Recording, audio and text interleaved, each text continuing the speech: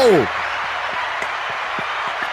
Happy 4th of July to all of you great Americans out there. America! Wait, I'm not American. The day. No, America!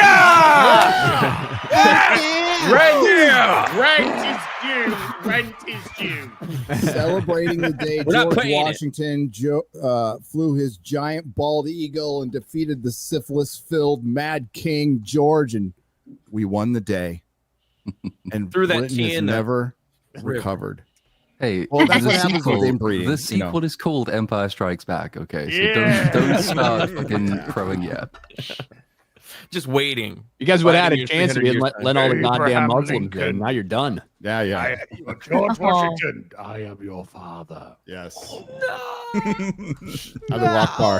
To our British friends. Alu Akbar. To our British friends. Oh, man. Peace be upon him.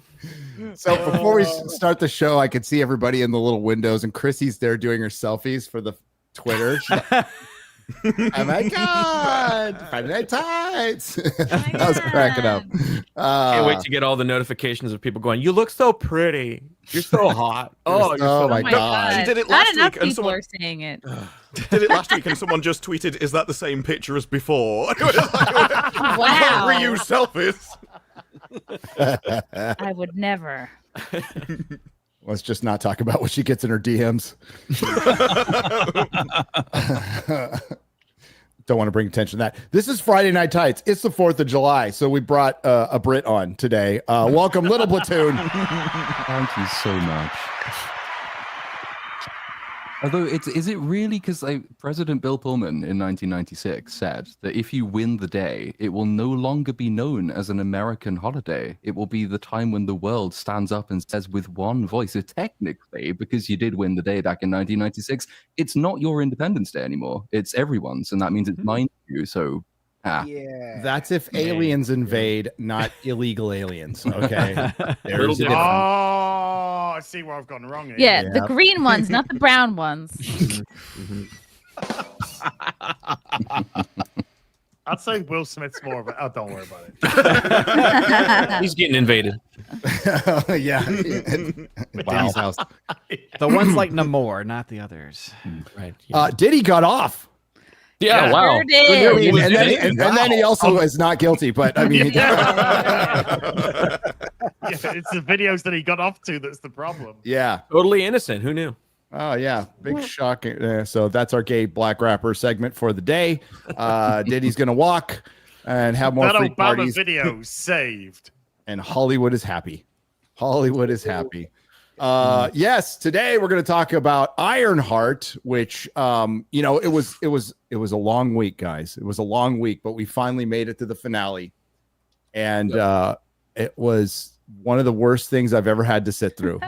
Oh, we was talked soul about it. Was sucking. glorious, Gary. It was absolutely glorious. It was the best origin story of a villain in the MCU so far. Sure. But Okay, I had hang to on. I love that story, the character arc where she starts as a villain and ends, ends as as a a villain. villain. It's really great. What a She's journey. What an born arc. of Satan. Yeah. No, What she an starts arc. as Like a a villain boomerang. and ends as an even more retarded villain. Yeah. Working I for was gonna Satan. ask which is worse, this or Echo? This is worse Oh, than this. Echo, but the thing Worse. is because Echo dropped in one hit, it was harder to get through for me. I Did don't not give me know. as much PTSD as Echo. We didn't have a scene where Echo walks up to her friends and go, "Am I a good person?" And he just goes, No. What is good and evil, you know? Are you good? It's a construct. Evil. You're not Mephisto evil, but you're kind of bad. Well, he didn't even know what she'd been doing, so he only knows like her general personality. He didn't know he'd murdered people. Or anything. I give him credit. Not only is it like the most accurate comic to screen adaptation we've got for a Yes. comic book character in a long time, but they stuck with it. You know, I thought for sure, even after we saw her do all this vile, stupid, retarded shit, that at the end she's going to be like, I'm better than they are. I don't have to make my deal. I'll be iconic all by myself. But instead, Yeah. she literally took a deal with the devil. Just like shake it real quick. Yeah. Nice ebonics there, Ryan. Yeah. He's really good at it. In all my life. And she had all the context to know who he was. Like, this is the guy that gave the evil demonic cloak, and he's like, I'm worse than Dormammu, the most evil entity that she was told of before. Where do I sign? No, shut. You don't get it, right? Mephisto is actually nicer than Riri Williams. Yes, he's the because hero. She thought she'd sold her soul for the AI construct of Natalie, and he gave her the real fucking thing. Yeah. So Mephisto's job is to punish evil souls. That's his job, and he's just doing his job, and he's doing it well. He was the hero in the end. I mean, with a name like Mephisto, I thought he would be a gay superhero. Well, you want to see what happens when he teams up with Kit Fisto from Star Wars? Fucking hell. So yeah, we're gonna definitely talk about Ironheart and then Superman, because James Gunn, Superman's James Gunn. Some really bad marketing, and yeah, we're gonna get to that. And what else? Oh, Jurassic Park. I think we all saw Jurassic Park. But then there's Neil Druckmann. Then there's possibly a Kenobi show, and then they're gonna reboot Indiana Jones. I mean, like, slow week. What do you think? Ironheart season 2. Ironheart season 2. Like, I'm keeping my fingers crossed, man. Hashtag renew Ironheart. There was an after credit scene and everything. That means they're definitely going to do a sequel. Come on. What? That's for Strange Academy. I didn't watch the after credit scene. What happened? As soon as those credits hit, I was gone. Miguel shows up to Magic Riri and is like, "Hey, I hear you got some magic shit in there. Can I get in on that? Can I get some abracadabra?" Wait, who? Zelma. The short girl behind the magic counter. From Doctor The last that should have played Ironheart. Gotcha. Yeah, she was actually Black Velma. Velma. Well, everybody was better than Ironheart. Okay. Zay should have played fucking Ironheart. Jesus Christ. The worst thing about this fucking show was the interpersonal drama that they just kept repeating over and over again. Her talking to her AI, her talking to her mom and her AI, her talking to fucking Xavier. And they were just like, am I a good person? Am I not a good person? Should I keep you as an AI? Should I not keep you? For every fucking episode. It's like we could have done that in 5 minutes. We could have, but I was slightly, because I actually think that is the thing they should have focused on. I think that is way more interesting as a concept, and you can do so much more with your characters if you actually allow them to talk through the stuff they are building up with that. Like, dead best friend, dead sister, brought back to life mysteriously in AI. You've got a really close family unit which has been torn apart by this shit. What happens when she comes back? That's what they could have made with this show. And actually given us a kind of interesting character drama, as opposed to, because the actual stuff that really breaks is everything around it. It's every time you get dragged back to the A plot, which is just fucking magic and retardation. That's when the show goes completely off the rails and absolutely none of it works. And they keep having to, like, they replay the same beats in the character drama stuff because they don't have enough time to do anything more interesting with it. So it's just like, hey, here's a concept. Let's not investigate that at all. She'll ask no questions. She will do nothing. She won't have meaningful conversations with anyone. She'll just fuck off back to work for terrorists because she's a hero. It's just... Ugh. The problem with that for me is that I did not care about any one of the characters, and I hated Riri actively. And so anytime the show was like, care about these relationships, I was like, piss off. I don't give a crap. Yeah. They're not self-aware enough to make good characters, so you could have had the AI getting pissed off at Riri because I've just murdered somebody. That's not me. That's your personality from your brain that you put in me. I'm not that bad. But they're not aware that that action was even bad in the first place, so they couldn't kick up any drama around it. As long as you've got, well, Riri's obviously doing a good thing. She is the hero, even though she's doing evil. I think all the relationship stuff just falls apart. Yeah, but you're right that there was potential. I mean, and you see kind of gems of it here and there, but the execution of this thing was just a disaster from every angle. Oh my God. If the show was set up to be somebody who was put in a position of being a hero that fell from grace because they're young Kubrick, if it had that awareness, that self-awareness, No, I'm reading an article that I'm like, this has to be the fucking Onion. Okay.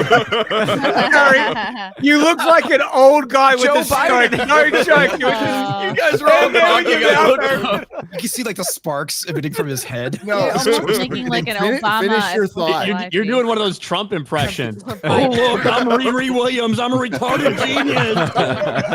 No, I don't know where Lady Gravemaster found this article. Is this? I'm like, is this the fucking Onion? No, we're gonna read it next. Holy shit! Bring it up now. Bring it up Which now. one? Which one? It's the one that says why everybody's talking about Ironheart, even the haters, and it's I got from it. Yeah. Noir Press. This cannot be serious. That means it's a Noir black press, website. bro. It's 100% legit. Okay, holy shit. Let's go over this.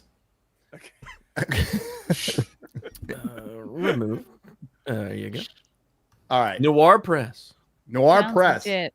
Why everybody's Casting a talking liberating about voice. Ironheart, even the haters.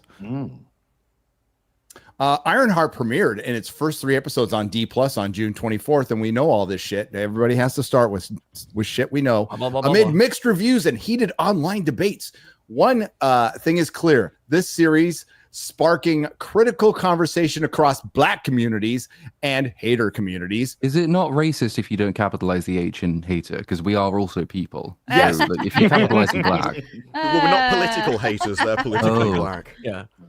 We've compiled 5 nuanced reasons to seriously consider tuning in based on the Black reviewers, especially Black women. What are they saying online? Number 5, the early backlash reveals its cultural stakes. Okay. Okay. Even before many had watched it, Ironheart was hit with a coordinated review bombing on Rotten Tomatoes and IMDb. Always Coordinated by Disney. Okay. Can you show your proof, please? Yes. Yeah. We all got our. The proof is that it had a 32% rotten audience score. You know, they probably think That's that we are not like proof. honestly, Sure it it's is. projection. They have all these, Yeah. you know, discussion groups on whatever forums, Slack channels, whatever they have, where they actually coordinate to try and cancel people. We don't do that. People just hate this show. Rotten Tomatoes specifically, they coordinate with Disney to reduce bad press, like they did it for Captain Marvel. Captain Marvel. That's where it all started. Patient Guys, Zero. coordinated. They changed their whole back end just to take care of that. Man, the audience all coordinated and decided it sucks. You know, they're giving us way review too much bombing. credit. It's like, we're not that smart. We just hate this show, guys. Yeah. Are you kidding me? Are you What kind fucking of show kidding me? you saw Man, on we should time? really start coordinating. Still playing the racism card. Well, the reason they bring up coordinating is because it's what they do. That's why it Exactly. crosses their mind, and it's other fan communities. And like that's happened with us and everybody here on this channel with certain communities all the fucking time, to the point where they're emailing me and telling me they're doing it. Now, I don't know if I believe them or not, and I don't really care. But no, we're not organized enough to coordinate shit. But according to Rewriting Ripley, we're getting notes from the ghost of Rush Limbaugh and Steve Bannon. Yes. Yes. I know I am. Still, Have you seen the diagrams? There's red lines that go all over the place and bubbles and things. We're it connected. started at 32% audience score, which admittedly was before the show came out, and I'm guessing most of that came from the trailer, from people watching the trailer. On Rotten Tomatoes at a 3.710 on IMDb, rooted, critics say, in racism and revulsion at a Black woman leading the MCU. Oh, yeah, that's Yet totally fans, it. I'm taking my cue from Ryan. Okay, I'm not doing it as well, but I'm No, Ryan really gets the guttural B. Just like, Yes. He please. pronounces the well, B the thing like is, Draco pronounces the P in Potter. My main criticism of the show is that she's a criminal thief that murders people and sells her soul to the devil. And they're like, Racist. you just hate black women. I'm like, I'm not Black women do, and if you're against it, you obviously hate black women. So Unironically, though, like That is you know, literally the Can't do description of the anything show. else. I have not seen a single person criticize this because it had a black character. Not No. one. Nowhere. And Well, so- again, that's the projection argument, right? Obviously, because we don't like it, it must be because there's a black woman in it. It has nothing to do with the fact that it's a dog shit show. Well, look, Yeah, none of us do have- think I do think you can look at a lot of these characters that were invented within the past decade or so, who were intended in one way or another to take up some sort of mantle from another hero. And they desperately wanted to push for diversity. This is both Marvel and a DC thing, but definitely we've seen a lot from Marvel. They definitely wanted to have more female characters. They wanted to have minority characters. In an effort to create these characters, they had to put them over. And all too often, they end up creating the same type of character. One that doesn't really go through any type of hero's journey or an arc. They don't have flaws. They don't fail. Yet instead, often their journey is for everyone else to realize just how amazing they are and acknowledge them. Right. That was their strategy for so many of these characters. And so I do think if you want to talk about that element of these characters that were created for diversity reasons in the past 10, 12 years, you see a lot of the same types of characters and why nobody likes them. It goes like one further than that, because that's all correct. But then on top of that, when they do actually create these characters, they don't just not give them a hero's journey, but they basically create them out of the most common stereotypes that you can find. It's like the closest I've got to criticizing this show for having a black woman in it is to say that I kind of think black people also deserve to have well-written characters. If I had pitched this character as a black person, a black character, she's single mother, dad got shot in a drive-by shooting, lives in Chicago, looks at murals of dead people on walls, steals things to make a living, has no morality, just wants bling, signs us all the way to the devil for money. That would probably be racist if I did it. That would be a yeah. I need cash. And see, money. To me, those actually, they're not criticisms against the race of the character. They're criticisms against a really terribly written character. Like those are character criticisms and flaws that people are pointing out there. So they can't give them flaws. That's the problem. They can't give them flaws. Chris was talking about this on Film Threat earlier today with the diverse characters in the family with Jurassic Park, but he's not wrong. This applies to everything. It takes the mystery out of the story, because once you put a diverse character in, there's certain things you can't do with that diverse character. They can't commit crimes anymore, although Riri was committing crimes. They can't be seen as overly violent, even though she was kind of overly violent.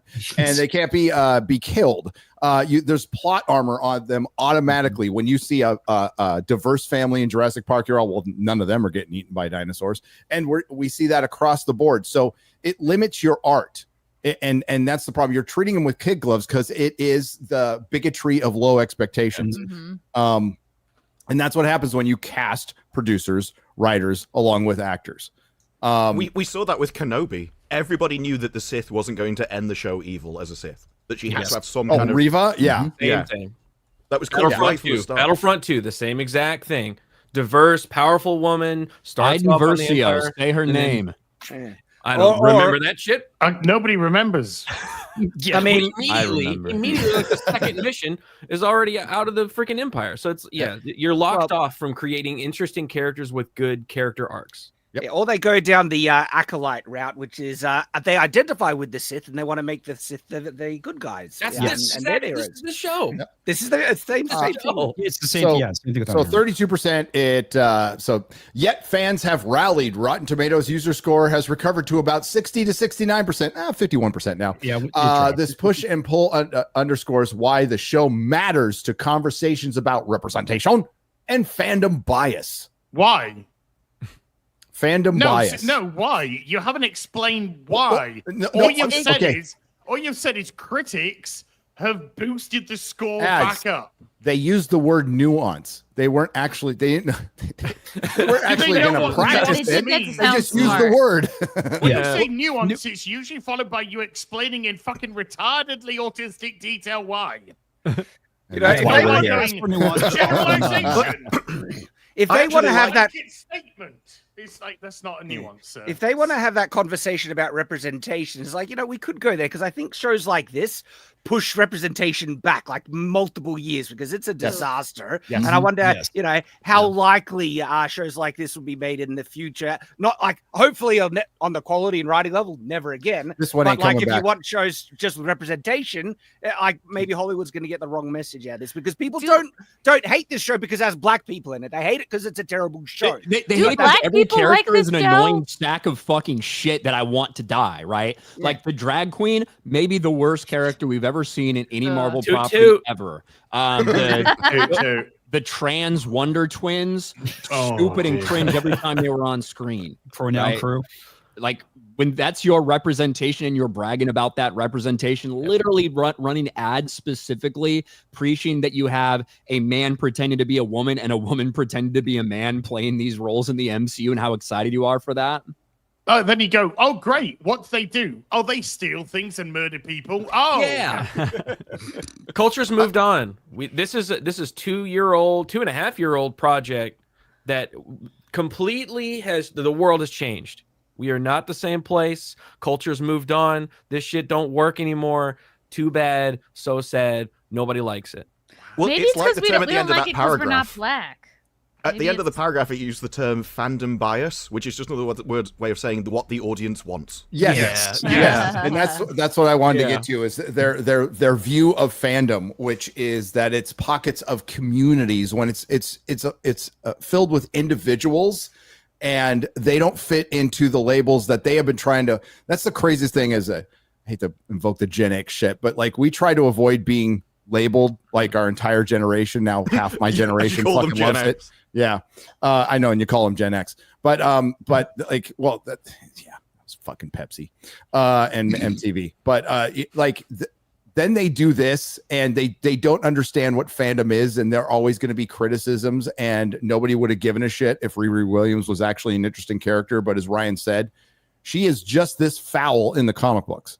And in the comic books that were canceled. This was born of BLM in the Summer of Love. That's when this concept came up. That's when they made this fucking show. Wow. They gave it to Ryan Coogler. By the way, Sinner is pretty popular.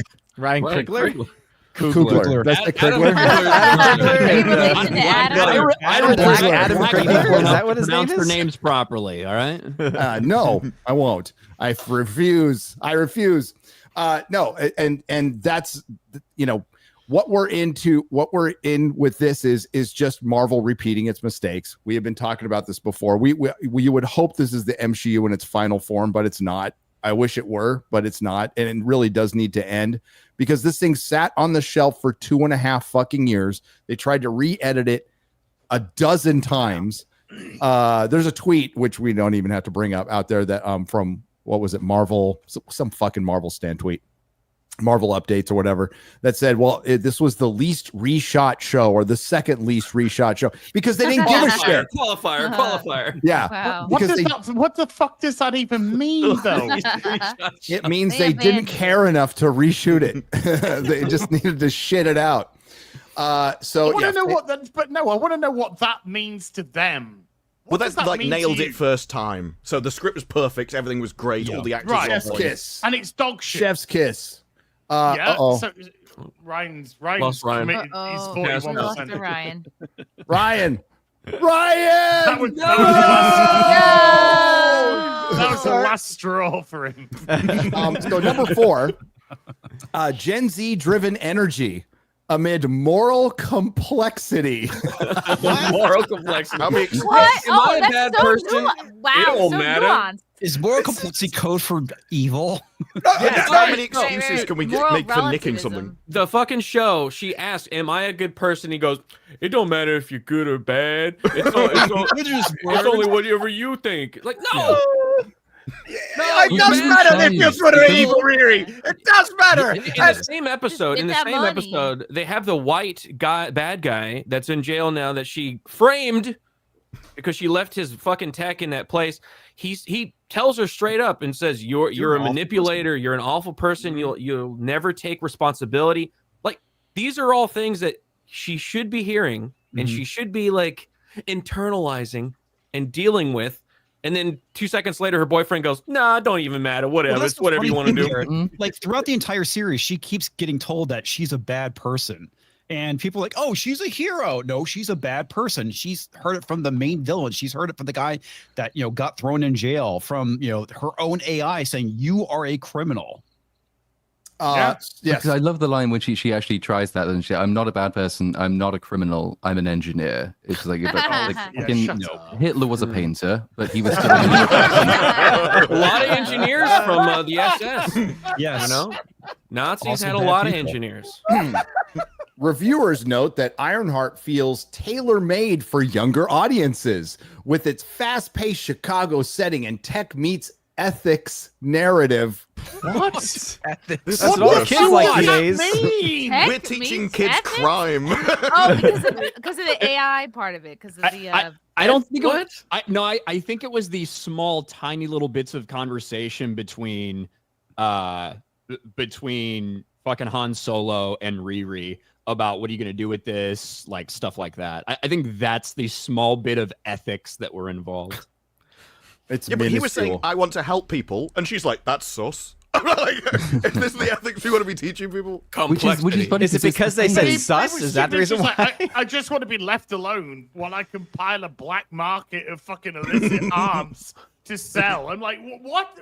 Oh, he's just a mad character anyways. I collect all this stuff. I don't ever touch it, but I do touch it to bring it in. But I don't touch it and I don't use it because I don't want to be anything like my dad because he went mad about technology. 5 seconds later, hey, look, by the way, I just cut my arm open and I'm turning myself into a bionic man. Yeah. And it's like, fuck helping people now. It's all about me being powerful. What? Where did this come from? I don't know who you are. Riri Nailed infected it, him with her evil. Yes. The cutting his arm open came out of fucking nowhere. I'm like, Ugh. what the? It feels like there was something there Yeah, that they cut out. I Yeah. think we missed a lot there. Yeah, I'm like, did man, he it's mention the Gen Z. bionic thing I before was like, that? is he I going think- trans? I think that this show is like edited to shit, dude. It Like, is.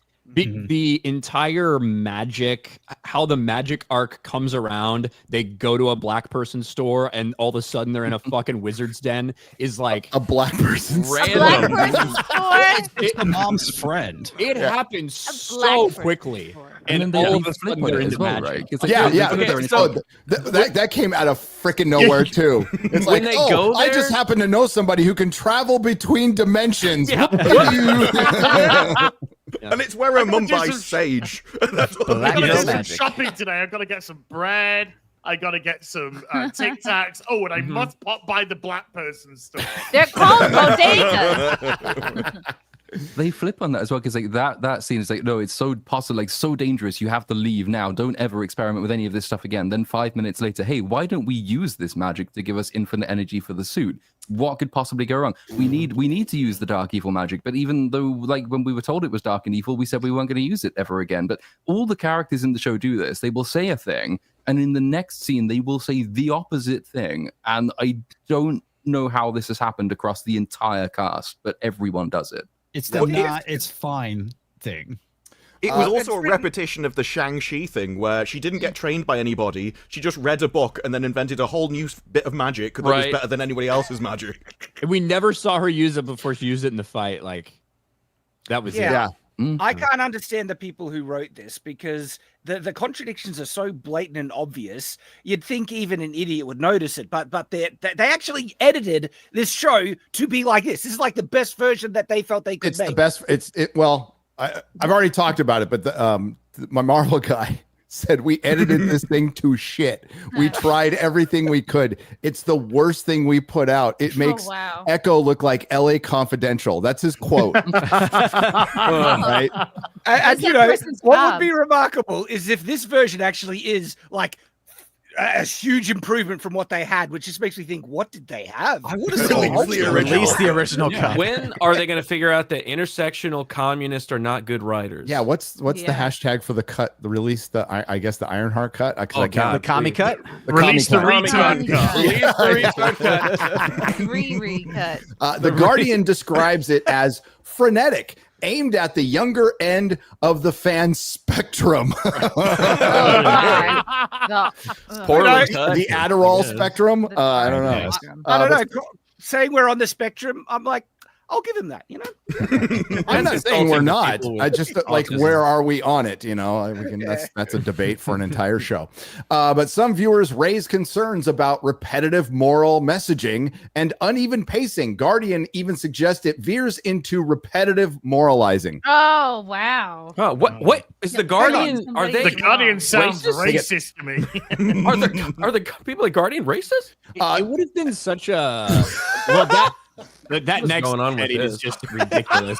But Genuinely. Go on, Genuinely. but Relatable. it would have been such an easy kind of cooker cutter standard stock comic book story if they had decided, okay, Riri, after her experience at Wakanda, they take away her stuff. She really wants to help people. She's looking back at her past. She's looking back at how her dad got gunned down, how her best friend got gunned down. She doesn't want that to happen. You can even push your moral messaging about wanting to service lower income neighborhoods. We don't get the cops coming to our, like, cops aren't here to help us. You can push that stupid, retarded shit. My death won't make the news. But we'll get to that. That was why she was trying to do this. She was trying to build this suit to help people. And instead of just one random voiceover where she says it, which was clearly added in at some other time, if it was truly like her goal, as had been shown in the first episode or two, yet she was having problems. It wasn't just because she was a massive piece of shit. There were other things that happened that got her out of MIT, all of this stuff. And then this crew comes along. She gets enticed into this criminal lifestyle instead of living the criminal lifestyle before the gang even showed up. She gets caught up in it, has to turn and has to stop them. That would have just been like standard. You know what I mean? And it wouldn't have been anything groundbreaking, but it would have been something that, okay, we've seen that kind of thing before. Let's go. Let's do it.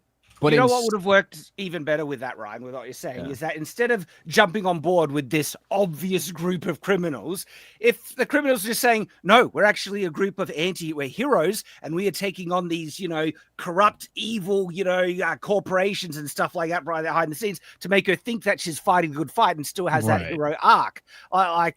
There was simple things they could have done to make her redeemable, where throughout the entire show she is just a constantly awful person. Well, that's so if you want a redeemable, you're shit out a lot, mate. But it doesn't matter because she's black. She doesn't have to have all that fancy stuff. But they have a massive problem because they don't give her the advantage of naivety. She knows exactly what she's doing going in. So if you'd had it where she was sold false prospectus, we're going to go and do this against evil people and we're going to give the money back to the community. And then it turns out that's not what they do. That's the moment when her character could flip and she sees the truth. But from the beginning, she, as is mentioned, she's a thief from the beginning. She steals shit. She's basically evil. She goes there. She says, I don't want to hurt anybody. And he says, it's fine. All we're going to be doing is, beating the shit out of people, breaking and entering, corporate espionage, domestic terrorism, and putting lots of working class people unemployed because we've blown up their companies. That's fine. And then she's like, here's the money. I'll take it. When do we get paid? And then she's like, right here. Put that money right here.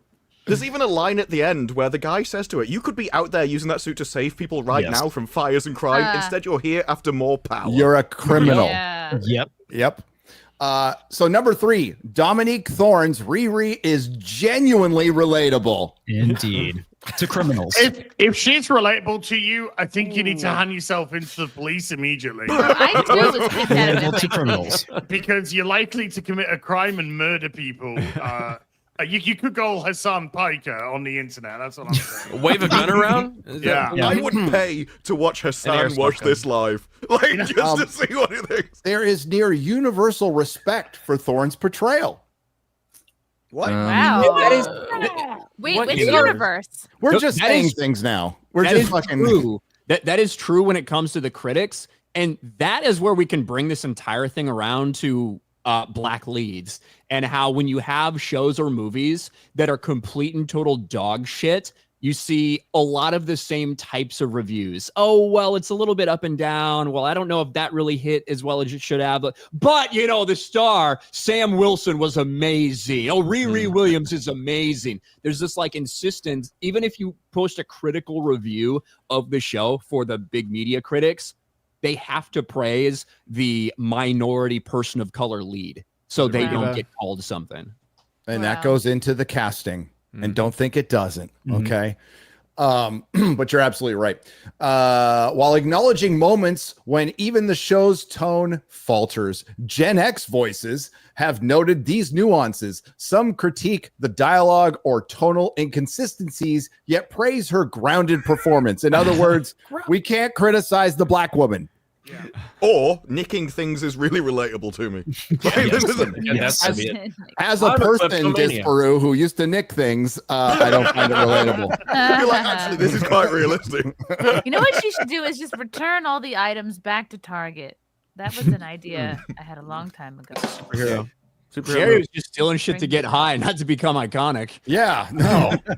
Iconically high. Iconically high. I was a few times, brother. I believe you. Yes. Believe all Garys. Well, not all of them. Number 2, leadership by Black woman centered on community. With Chinika. Hey, whoa, hey. Whoa. What's up, Chinaka? Chinaka? Well, Chinaka Hodge. according to Black TikTok, we can't say names. Going to be writing We can't say anything anytime Shanae soon. or Jarvikwa We or can't? anything. We No, can't. Jemima, Jalebi. can't say Actually Jemima. say it, or we're not allowed to say it. Shenane. that's what Jalebi. they- Yeah. yeah. There was a name in episode 4 where they called them a Parker, and I'm like, that is one letter from me getting arrested, like right there.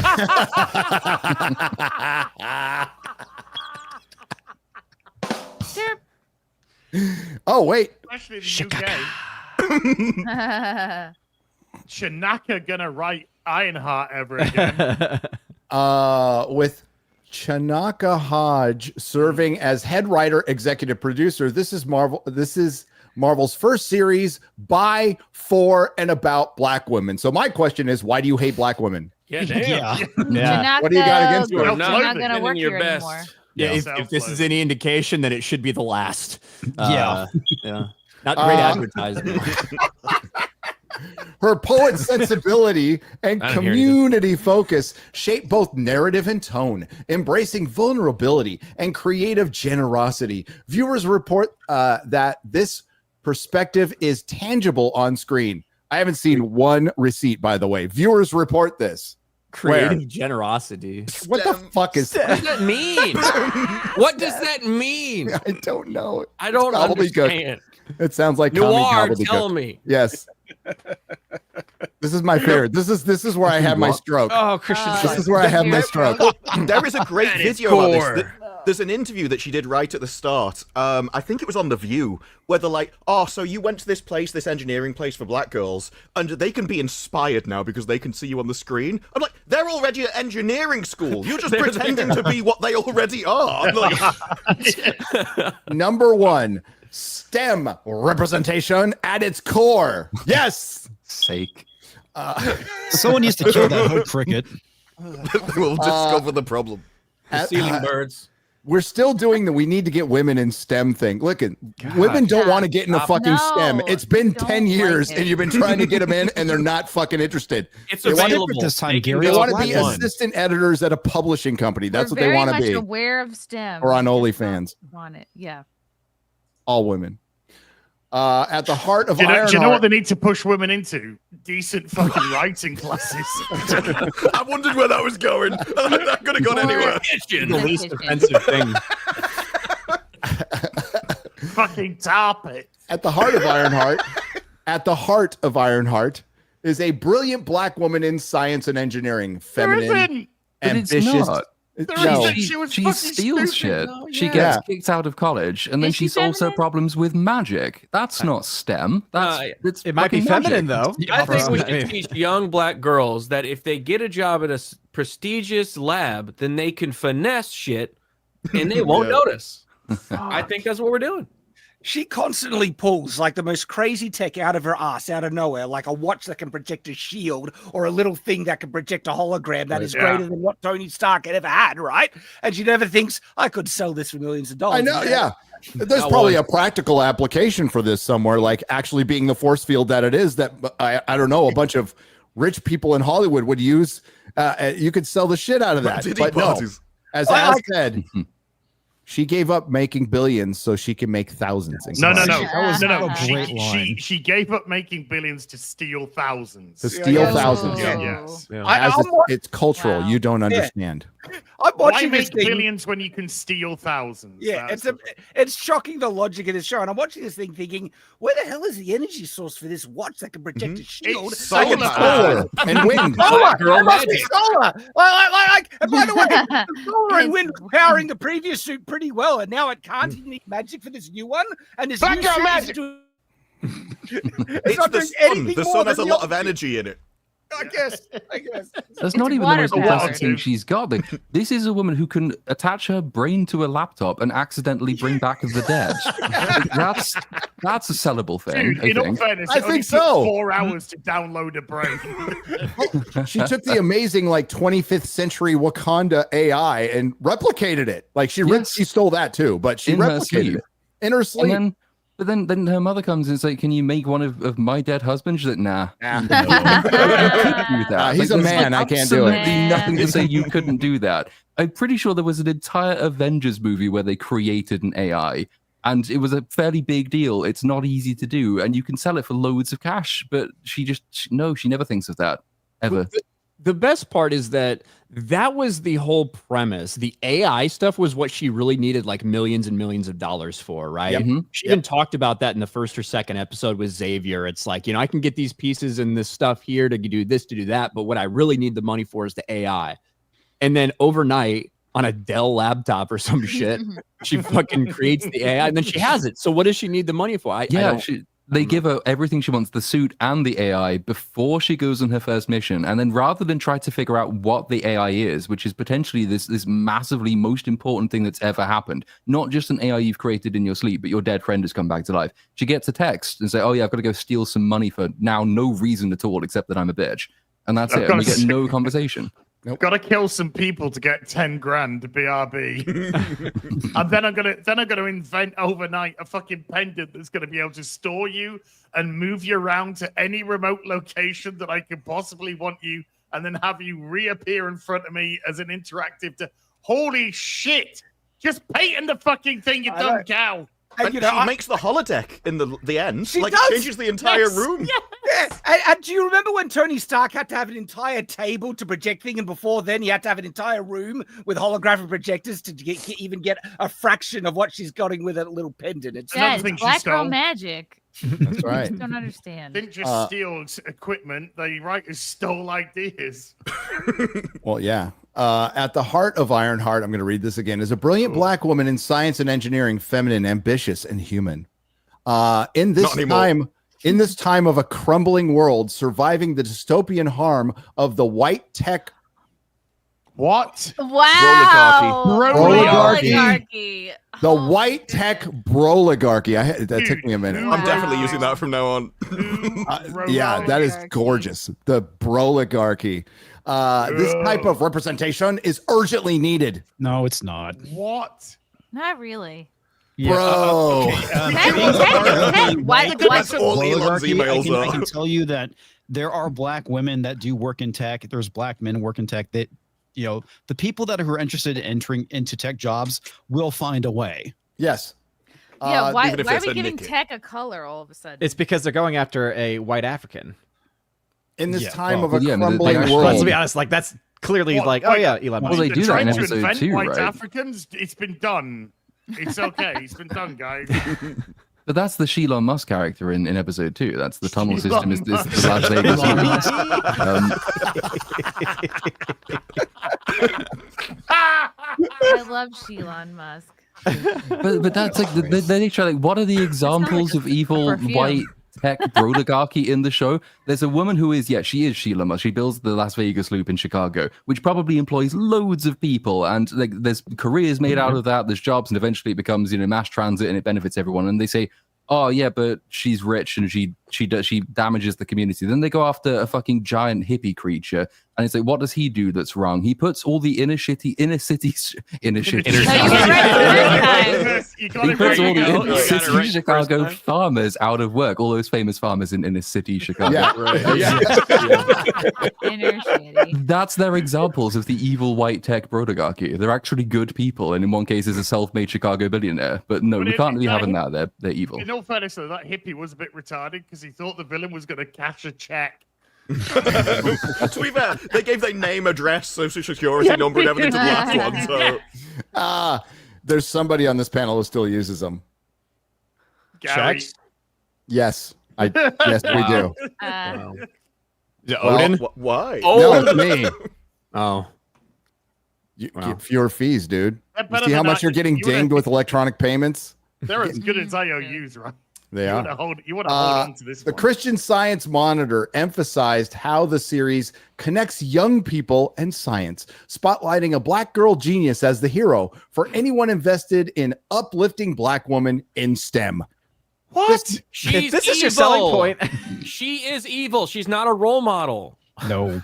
No. What did she do? No, that was Derek, heroic? you're wrong. She is a role model to criminals. This whole premise is stupid. Black people She's have a been in role model. STEM for forever. Some of the guys that created chips back in the freaking 80s and 70s and 80s were black. Well, Like, I was going to say, I get told that every single I'm invention that's surprised. ever happened was actually just stolen from a black person. So obviously they're already if you go back really far into it. enough. Go This- back to this the Middle narrative- Ages, they stole the I'm glad they're PlayStation. calling It's this a narrative. This narrative is rare and resident. Is there any more? Well, that's Resident number one. Evil. That's it. Resident Evil. Mixed reviews and critical perspectives. Critics have voiced both praise and concern. Some describe the show as energetic and culturally relevant. Decider, Rolling Those Stone. M dashes. This is AI. Oh, is it? Yeah, the others like the Daily Beast. M dash. That's what the AI does.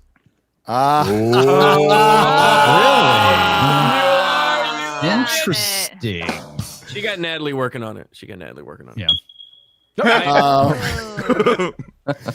Others, like the Daily Beast, call it emblematic of Marvel's declining TV quality, citing weak logic and uninspired villains. Polygon, these are all like, citadels of journalism, critiques uneven storytelling, inconsistent pacing, and a lack of charm compared to Tony Stark's arc. Sounds like these Charm, people love them. a lack of charm compared to Tony Stark. It's lacking a lot of things. Charm is not what I would have put top of my list. There's other things that are more important that it is lacking. Like an actual character arc. Cohesion. Cohesion. Within fan circles, A hero. a hero. Well, we got one at the end. Mephisto. A mix of critique and praise prevails. Black viewers, black viewers Thank you. I feel represented. have noted the writing's rough patches and uneven dialogue, even as they affirm the character's emotional depth. That makes no sense. She feels Our upset take, she's about to get caught. watch it, form your own opinion. The character is too important to ignore. Especially for black women in STEM. Sorry, black women in STEM. But then why did Disney ignore it for 2.5 years as it rotted on their shelves? It may be shit, but you gotta watch it to represent. It was like wine. They had to let it ferment a bit first just to get the perfect age. It ended up being like Fermented Bruno. vinegar, more like. Yeah. More like embalming, to be honest. It's definitely AI because it's just repeating itself over and over. Yeah. Gen Z energy, flawed but compelling. Get out of here. No. Get out of here. Get it out of here. Density energy. Retarded. That was a fun read. fucking So Lady Gridmaster understood the assignment when I said find the most cringe thing possible. Oh wow, it is. Wow. From the Christian Science Oh, Monitor. No. yes. Oh, No. Okay. All right. And I bet Welcome none to of those this kids are Lady actually G watching got the it. show. Lady No, G they're got probably this one. not. Who is this? Yay! They're probably just happy to have like an actor show up, I guess. They probably can't act. Well, I'm not gonna make that joke. They're applauding the first person to go through the metal detectors and not trip them. And she does, Chains, because of the chains. Yeah. she does this Yeah. whole, Weapons. Come on. Like, She like does what this whole- else is? Go ahead. she go does this Disparu. whole strut dancing walk thing through the crowd exactly as you think it looks from that picture. Like the entire way through them, she's like, "Yeah, I'm amazing." It's like she's going on the Jennifer Hudson show or whatever. Yeah. What else has she been in for anyone to recognize or know who this person is? No clue. Black I don't Panther know. 2. I mean, we've been waiting on Black Ironheart Panther. for 3 years. I don't know what she's done since they filmed it. Yeah. I mean, to her credit, she doesn't look like she's aged from a 15-year-old girl. Well, actually, So. Ryan, I actually have a list of what she's done since Ironheart. Mhm. Ironheart Press. Oh. That's going like when up you in have the to fill world. out your CV Clearly a bit this has more. done and you wonders like for her struggle. career. Does everyone involved with the show get some sort of brownie, like no pun intended, brownie points from Wow.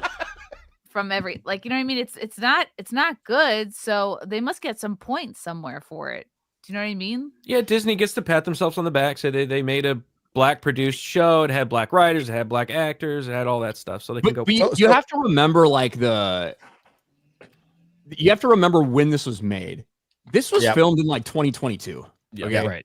So, or 2022, maybe early 2020, but it's been done for forever. This was in the midst of fucking She-Hulk coming out and all of this other shit. And while it was still getting roasted and there was a lot of backlash, they were still in the midst of producing this shit where it feels like, I don't know if Ironheart would get greenlit in the fashion that it was right now, but because they've already spent probably around $200 million on the show, if it's in line with the budgets for all the other things that were made during that time, this is what comes out.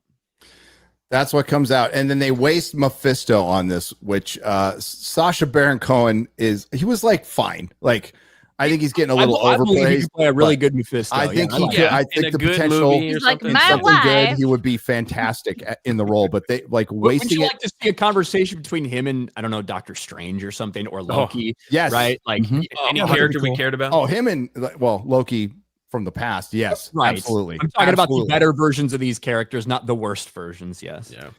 But it's just him sitting at tables with a fake beard. We get the real Mephisto like in a reflection in the spoon. And this is one of the ultimate Marvel baddies. And they introduce him in this. It just shows and why they didn't like cut that out.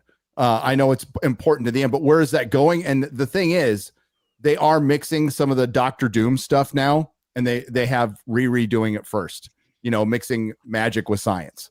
Yeah. And By the way, they said because they magicked the suit. Can you please explain what that means? What magic? Magic is a very broad spectrum in terms of what magic is. So when you say we've magicked the suit, exactly Like what spells. have you Power done? source. there was no spirits.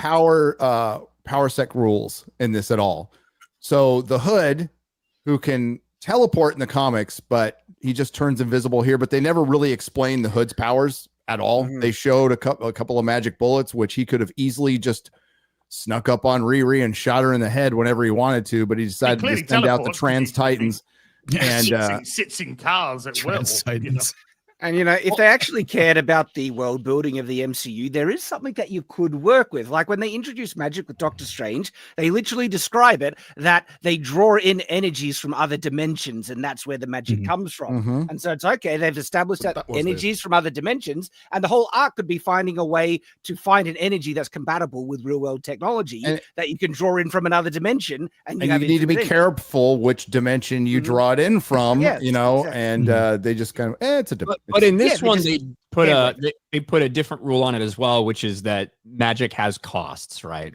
yes. And you could see that play out a little bit with like the slow creeping possession and Ozempic. disfigurement of the Hood. And then apparently the cost is Natalie, the AI can't coexist with the magic. I don't really fucking know. I don't Why? really know. That was dumb. That whole that plot point was was stupid. only set up, and I don't even know that that's a rule. That was just done in order to have the devil's bargain at the end. Like we needed to have something she misses. So like I'm not even sure I'd call it a rule. It's just a thing they did because it's contrived as fuck.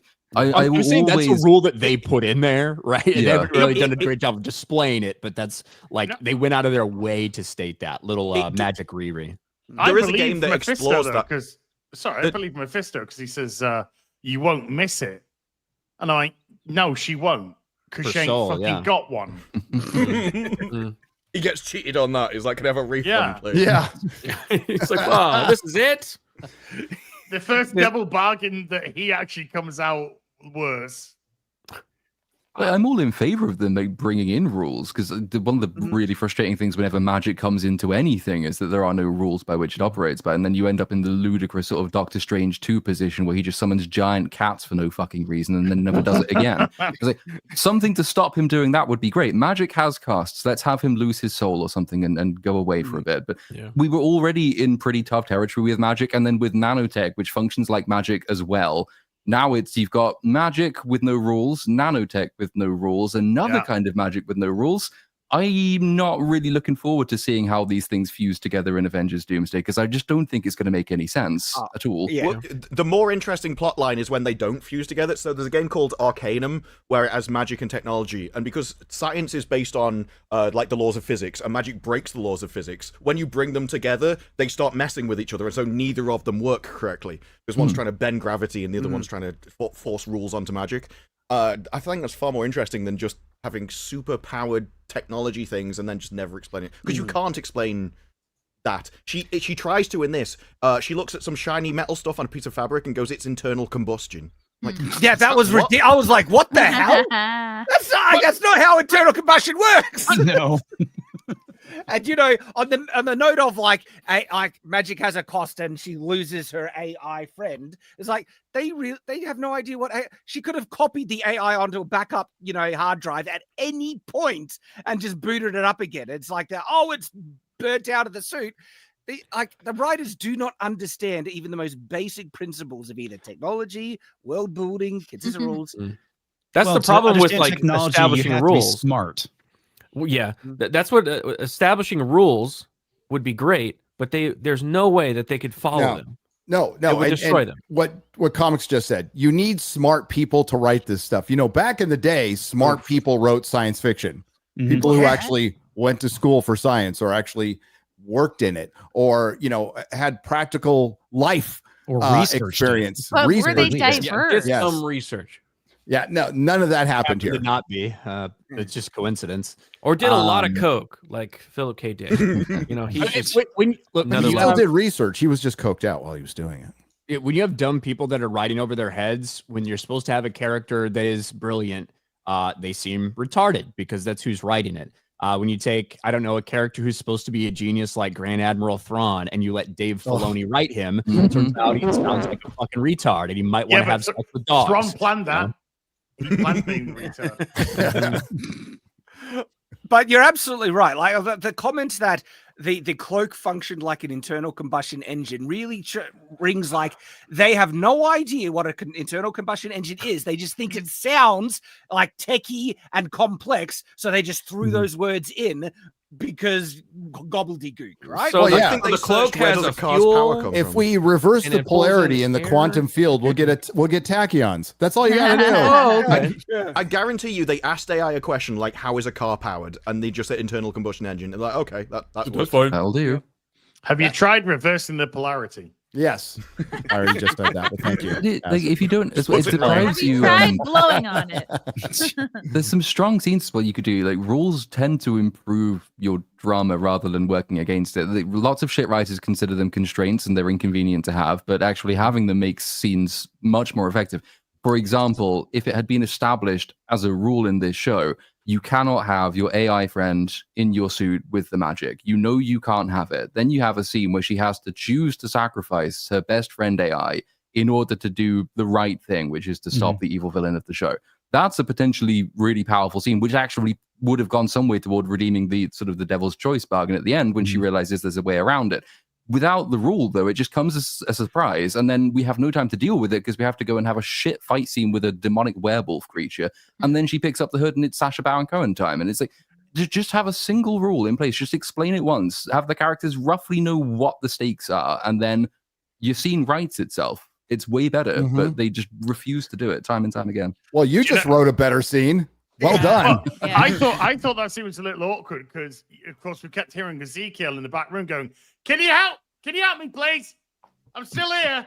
I'm still in the back room. Everyone's forgotten about me. I'm still here. They're all coming through. Help! Come on." No. I'm hurt quite badly. The wound is starting to smell like almonds. Good job. Oh my god, it does just kind of end. It's a very long conversation where she makes her deal with the devil and the villain origin is complete, and our hero comes in doing the Lord's work and putting her soul where it belongs. So hail Mephisto. And this also ended Marvel Phase 5. What an ending it was. What a finale. What an ending it was. How many more phases are there? Well, Phase 6. Stages, I think. I think they're changing it from phases. Yes, to stages. stages. Yeah. We've moved through acceptance. We've moved from terminal to undead. So what was Marvel Phase 4 and Phase 5 about? No fucking clue. Just Making money. retards. No, sorry, There's the losing money. It's about losing Multi- money.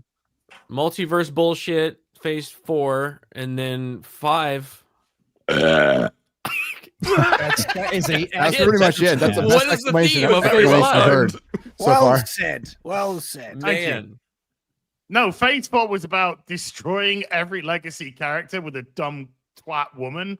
And then Phase 5 was multiverse of twat. Yes, and as they were empowering and lifting up black voices, they fired one, Jonathan Majors, and didn't bring him back. Set up the whole King thing. Last minute brought in Robert Downey Jr. and scrapped it all. And now we're like, hey, everybody, get ready for Phase 6 with Fantastic Four, the next Marvel thing. The worst thing about the Jonathan Majors thing is that he wasn't just black, but he was also indigenous, and he was a member of the Slapperho tribe. Oh, Slapperho. Well, And he seems to just got be it. acting how they think Riri should have done anyway. Don't forget to tip your waitress.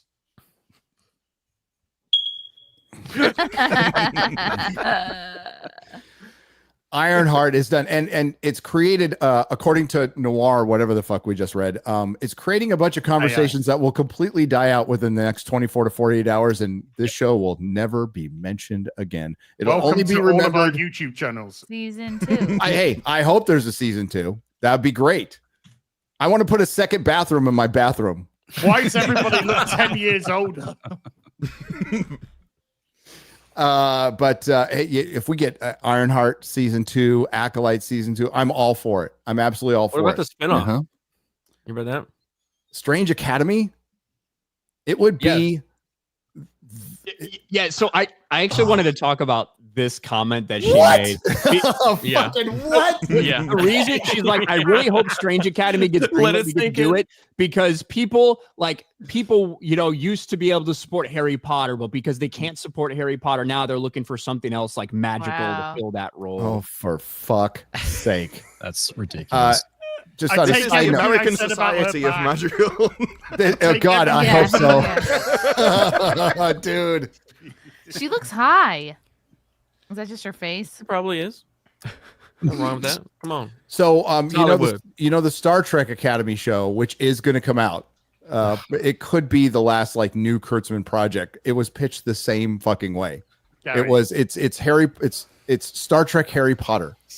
if a show comes out and nobody watches it, does it actually come out? If your major franchise that you paid billions for has to compare it with another franchise, then you're no longer a fucking franchise. Ironheart's shocking post-credit scene. Like, it was Really that shocking. shocking? Fuck out of here. It was Come on. literally Luis Fernando. I don't actually know the guy's name, so I just keep making up different Mexican names. But Antonio Gonzalez. yeah, Jorge Hernandez walks into the fucking store where Black Magic Riri Williams is. Manny He's like, Machado. Hey, he's like, hey, I heard it's a place to come for magic shit or something. and Got her that, pride that's shirt the on. scene. Like, Yeah, she's got her Yeah. I gay the Bronx. That's what it said. I mean, So that's her Harry fine. Potter show Not judging, starts but- with her giving magic powers to an evil dude who's just lost them. Yeah, I don't know who thought this was going to get a season 2. It sat on the shelf for 2.5 years. They didn't want to release it. They had to. Everybody said they should have backrolled this. They couldn't, or they would have. They would Would have. have been better for them. Oh, yeah. Marvel In the just long run, it keeps would be. damaging their brand. I talked about this last week. Not a lot of people watch this at all. But the problem is more people are aware of it than actually watched it. And they're aware how cringe and terrible it was. And they saw the clips going around on Twitter and everywhere else. So it does damage your brand even further. Just every time you release, ask DC right now how they're feeling. How many projects since the Joker, Ryan? How many I projects believe have had? 11. I think there's been 11 DC movies released since the Joker came out in late 2019. And all of them, with the exception of the Batman, were financial losses. Yes. And that affects Superman. This will affect Fantastic Four. This will affect Doomsday, which will be a giant gimmicky cameo nostalgia fest, which will probably make a bunch of money just for that. And I think a lot. I think it makes a couple $2 billion. I think it does. Or at the very least, what Deadpool and Wolverine made. At the very least. Yeah. At the very least. But they're putting so many people in this, people we don't know yet. And considering like what Jurassic World Final Dead Reckoning is making right now, I mean, it's everything that's outside of Guardians of the Galaxy Volume 1, all of their hits are nostalgia based. And Guardians of the Galaxy Volume 1, Volume 3 was just a holdover, as we know. So this will affect it, and nobody can tell you what. I mean, there's going to be now it's safe for the access media to go out there and start picking this shit apart, and they'll start making articles like, "What happened to Marvel? What was Phase 5 about?"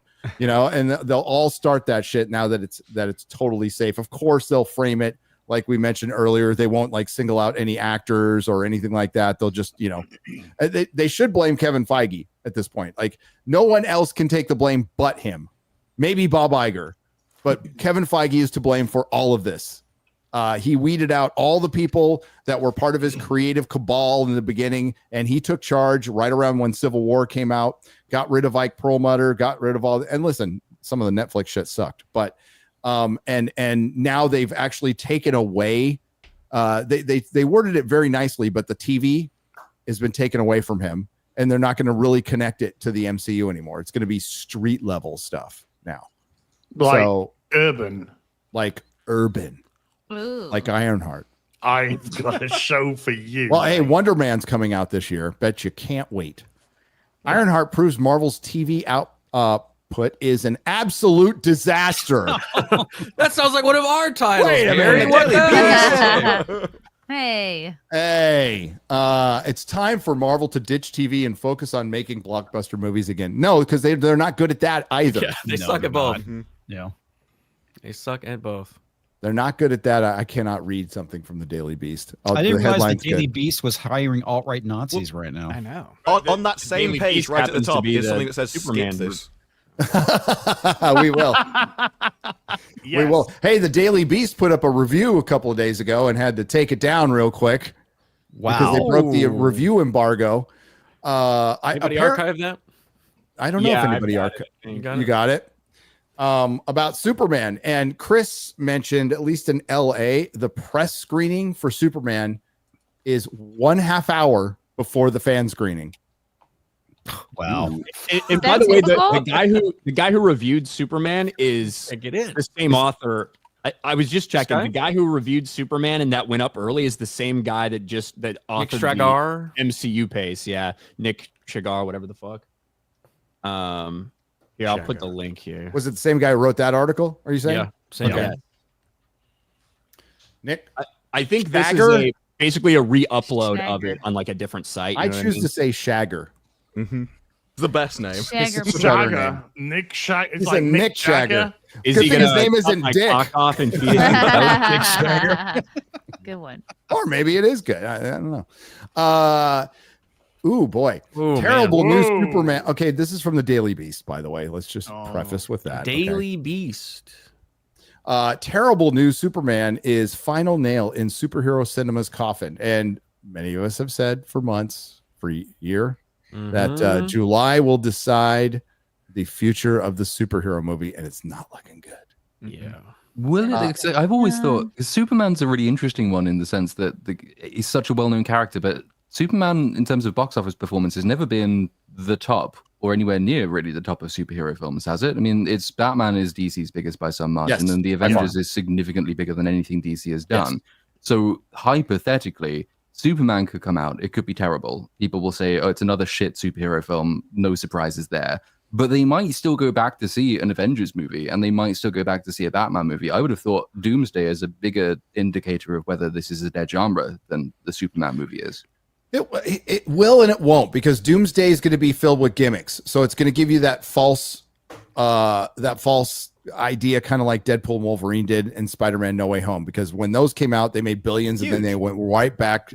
The health of the superhero film is if you can make a good Superman and not fill it with a bunch of superheroes, which they did, but like the singular superhero, because the singular superhero used to be a hit.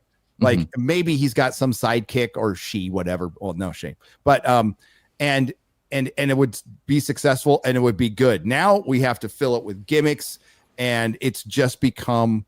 I equate it to like just rolling out the fucking Rolling Stones when they're 80 to fill up a concert. You're not getting anything new. It's not pushing it's not really supposed to be a genre, the superhero genre. It's multiple But at least genres those within concerts a are medium. fun. But At I least think those the- concerts yeah. are fun. The Yeah. reason for me is that these two are pretty are important. they though? They're kinda The- sad. That's what I've heard. Because Man, they're sad. because literally they put these like whole systems in place just to keep him cool, like so that he can do all of his crazy stuff but still have good air conditioning on stage. no Or matter like where he What was he, Ozzy, an or astronaut? like Ozzy Osbourne, you I have know, somebody else singing in the behind. yeah. Oh, well, the reason I think that these two are important, the Superman and Fantastic Four, is that they're both quintessential comic book characters and stories, right? They're both OG characters, and this is the restart for both DC and Marvel. Literally, they say the first steps. It's called First Steps. It's the beginning of Phase 6 or whatever the fuck. So these are going to be very important for their jump off points for both franchises. So if neither of these do very well, that'll tell us a whole lot about superheroes in general. Yeah, because I think Doomsday is gonna do well no matter what. And like, Yeah, because when of the we say gimmicks. superhero fatigue, like if they put out a quality movie, and it's generally well received, it'll probably do good. But your biggest sign is, I would say Thunderbolts was a sign of that. Like, even though I thought it was dog shit, a lot of people liked it, but it flopped. couldn't do as well as Captain America. The era of them being able to put out a Black Panther movie and make $1 billion, or a Captain Marvel movie and make $1 billion, or a Guardians of the Galaxy and make 800 million its first time out, like that era is over. That was all built around the excitement and investment that people had in an ongoing story that was the Marvel Cinematic Universe. And they trusted that, look, not everyone's going to be a banger, right? Not everyone's going to be perfect, but you're going to be entertained. It's going to be solid, and it's going to pay off. Your investment in these characters will pay off in the end, kind of thing. And that's gone for a lot of people. But it was why the Avengers movies themselves were narratively so useful as a way to bookend the phases, because you could have duds like you say, Thor: The Dark World, Iron Man 3, all of these ones that they actually, looking back, they're not particularly good films, but they do tell you one or two useful things which might have a payoff in a mainline film, like that everyone is going to go and see, a massive cultural moment. Avengers film is the summation of every film you've just seen, so there's a reason to see them all, even if they're not great.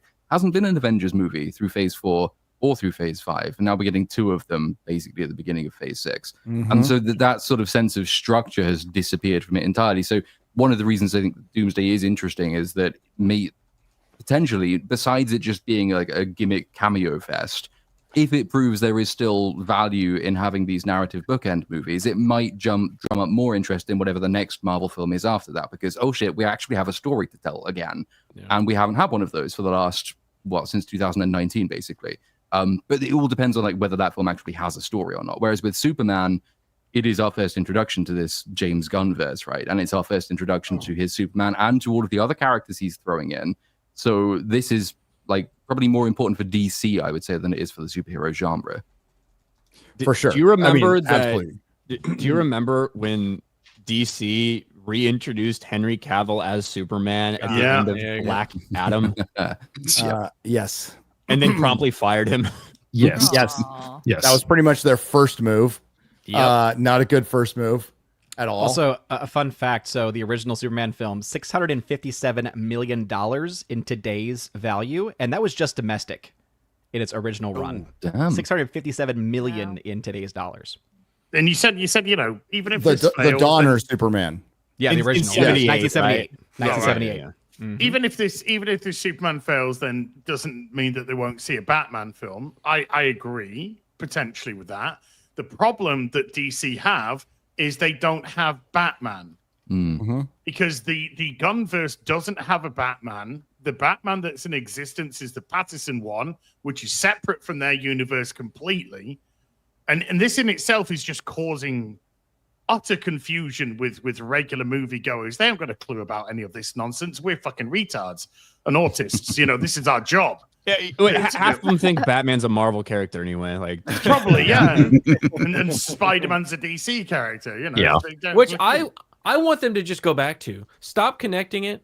Like, it was cool. It was a cool thing to see with the Marvel thing, but then we saw it crumble because it got so convoluted, and there were movies that were shit that were establishing rules that didn't work in other movies, and then they tear that down. Just tell a Batman story over here, tell a Superman story over here, tell a thing over here, and maybe if it works, if it makes sense, connect them. But like, I'm fine with them just being separate movies. Like, let's just go back to that. Have we? Yeah, Has the audience?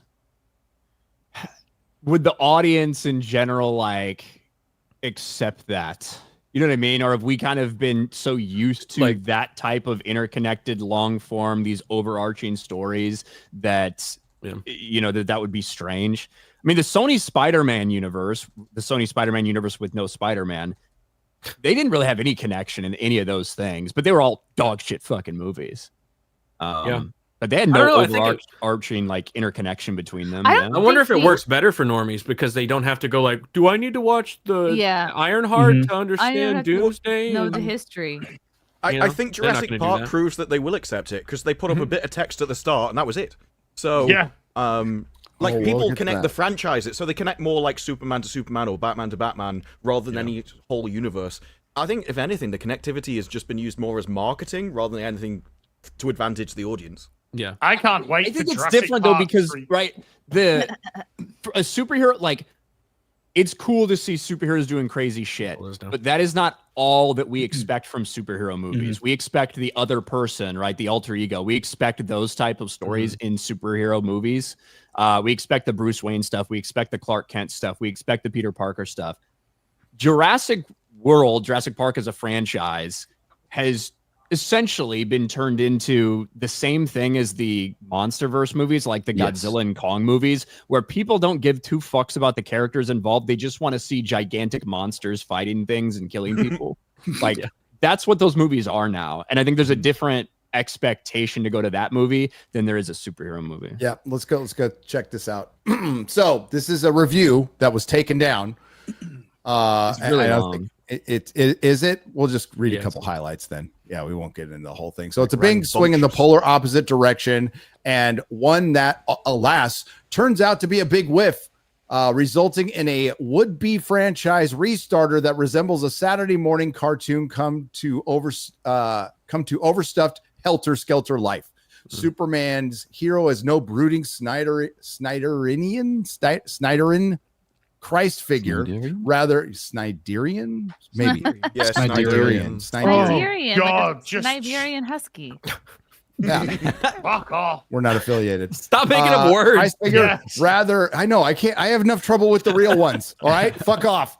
Rather, he's a sweet and sincere do-gooder who uses the word dude, takes time out of fighting behemoths to save squirrels from harm, and believes that viewing everyone as beautiful is punk rock. Oh boy. No, it isn't. I mean, I don't hate those two things. James Gunn did say that being good is an act of rebellion. What? Yeah, it was I mean, I don't disagree. I don't He should disagree. make Does it get in the There's a lot spoilers? of shit out there. Does it get in the spoilers? There are some spoilers in there, yes. So I wouldn't really recommend, I guess, reading the entire. Some of the highlights from it are that it is very much comic booky, right? The same types of things that we have been hearing from like all the different characters that are just kind of thrown at you. Like it feels like you just got dropped into a universe, and they think it can be very confusing to audience members who maybe aren't familiar with this character, who aren't familiar with Mr. Terrific or Guy Gardner or whatever. Crazy. What was a couple of the other things? Basically, that there's not a lot to Superman and Lois's real relationship, like barely any time or attention's really paid to it. And she spends more time flying around in the fucking spaceship than they do really like talking about their relationship and everything. Overall, I mean, he puts it on blast. We should say this is one review from the Daily Beast. And look, every single critic could hate this movie and could still turn out to be awesome. Every single critic could love this movie and it could turn out to be absolute hot fucking dog shit. But it caused a lot of alarm when it went up early for 6 minutes on the Daily Beast website and then got screenshotted and archived by everybody. I never really like hearing stuff like, oh, it's very comic booky, because that's a line that will also be used to praise the movie as well as to criticize the movie. Exactly. Right? That's what they say. They said like they think that a lot of huge comic book geeks and nerds might really appreciate some of the things that they're doing in it. Which they might, but- except that the frustrating thing with that, obviously we've gone through a long period where people were encouraged not even to read the source material. And that sort of put in a lot of people's minds that if more people just went back and read the comics, they would make it better automatically. Have fans write it, it makes things better. That is not any more true than having people not read the source material. Like, both of these things can go horribly wrong because the excuse, well, it worked in the comics, therefore it's good, doesn't excuse a bad movie. And lots of people will use the line that it does because they remember a comic they used to read, which might not itself be particularly good. The Marvel Cinematic Universe was so big because it didn't really do either of those things. It sort of hit that nice, really middle ground where comics fans saw enough that they recognized to get on board with it, but it wasn't so massively embedded in its lore that you had to have so much foreknowledge of it that the general audience couldn't get on board. It was a very sort of mass-produced movie for a mass audience, and it got the balance pretty much right. I don't think you fix superhero films by going all the way back into comics that most people haven't read, but it sounds like James Gunn might be doing that. Especially one that's been around for almost 90 years. And it's just too much, and there's too many different eras, especially with DC. And there's people who see Superman completely a different way within comics. That's why you see. I mean, that's why we've talked about it before. DC is just a different beast when it comes to fandom. It's the same thing with Batman, right? I mean, how many different iterations have we seen of this character? Ones where he kills, one where he uses a gun, right? Like all these different things. Then people will come and say, "Well, that's not Batman." Well, maybe not in this run, but maybe in this run from 60 years ago, and yeah, I think too for Marvel, I think a lot of huge comic book fans as well gave Marvel a little bit of a pass for some of the things that they decided to do, in large part because Marvel only had the rights to about half their characters that would actually be important in some of these really big arcs. Like the idea of Civil War taking place without the X-Men or without some of these other huge characters. Well, they didn't have the rights to do it. So we filled in, we did other things with these characters, and people were able to kind of be like, okay, that's cool. And they liked what they got from it. Whereas now they have the rights to everything, and DC has the rights to everything, as far as I know. Well, it should also be said, like, not everything in the comic books, you know, you was might great. It's not. There's a lot of shit. There's a lot of There's shit. some crap there, and we'll see how they go with Christine. crypto. I've been saying I think crypto has been a mistake bringing it into live action, and the more I see of this promotional material, the more crypto is actually featuring. Like, a lot of the plot is revolving around this dog now. The popcorn buckets are dog bowls at the movie theater. Jesus. But look, I think the stuffed cryptos are going to sell like hotcakes. Like, Oh, I think yeah. it's going to be a major seller for them. Yeah. But how's it going to affect the movie? Did you guys see the reveal that there was a scene where crypto got fucking kicked by the Hammer Yeah, we Bravia? talked about it. Yeah. We talked about it on the Nooner when we got that first test screening in. That our guy told Chris that the dog gets the shit kicked out of him. And I said at the time, I'm like, they're not going to keep that in. People will fucking hate that. They will go and nuts. James Gunn confirmed they cut it. Yes. Look at how people lost their fucking minds when like digital little furry creatures were getting tested in Guardians of the Galaxy Volume 3. Grown men were fucking crying. I mean, come on. Well, there are databases for video games of can I pet the dog? And it's the one question whenever I see the dog in a game, can I pet it? So That's a universal There are writing a rule, ton- right? Don't There hurt are a dogs. ton of video games where you can go around, you can shoot people in the head, you can do all these things, and as soon as you like track over a dog, it like won't let you shoot. Yeah. You know, Because that's beyond the pale. I like dogs. We don't deserve dogs. But no, like if I don't would think that would explain the scene. If they kept it in, that would explain why Superman's so fucking pissed at Lex because somebody came and beat the shit out of his dog. That changes things for me personally. Somebody kicks my fucking dog, it's on. It's a John Wick situation. Yeah. So you know, It's never the context of that Why clip. they would cut that though? Because you want the audience to feel things ideally in a movie. That's what makes the film memorable. Save the cat is a writing trope. The opposite of the save the cat trope is the kick the dog trope. It's a really good way to get you on the hero side and get you hating the villain, and you are angry with the hero at what the villain has done. That's pretty good. I mean, it's quite cheap, but it's very effective. James Gunn's done it before. Why would you cut that to stop people having the reaction that the thing is supposed to get out of them? Shouldn't only like What a Superman powered person be able to kick it and not be ripped apart? Like maybe they're gonna kick a cat now after this. yeah, maybe super Nobody shit. cares about cats. Cats don't care about you. The hairless one. What is real? What is a fucking hairless cat doing out there? Why is that there? Gotta wait. Yeah, what premiere was that at? Was that in L.A.? Superman. I don't know. I where. understand. Yeah, it it was was Superman. Superman. I don't know where. I understand it was Superman. Where? Like, what location? Lady Gravemaster says Brazil. Yeah. Brazil. Well, that That explains. makes a lot of sense. That makes a lot of sense. It was escaping. Vast. It escaped from Dan Vast's kitchen. That's what it did. It was going to be a fucking meal. So there's probably a lot of hairless cats on the red carpet in Brazil. Well, those are being hairless. That was good, Chrissy. Hey. That was a good one. So James Gunn got in a little trouble by stating, I mean, just the obvious. I personally, of all the things he's said in the past that he's gotten in trouble for, this is the thing I have the least problem with personally. But Look, I thought it was hilarious. This is what I will say.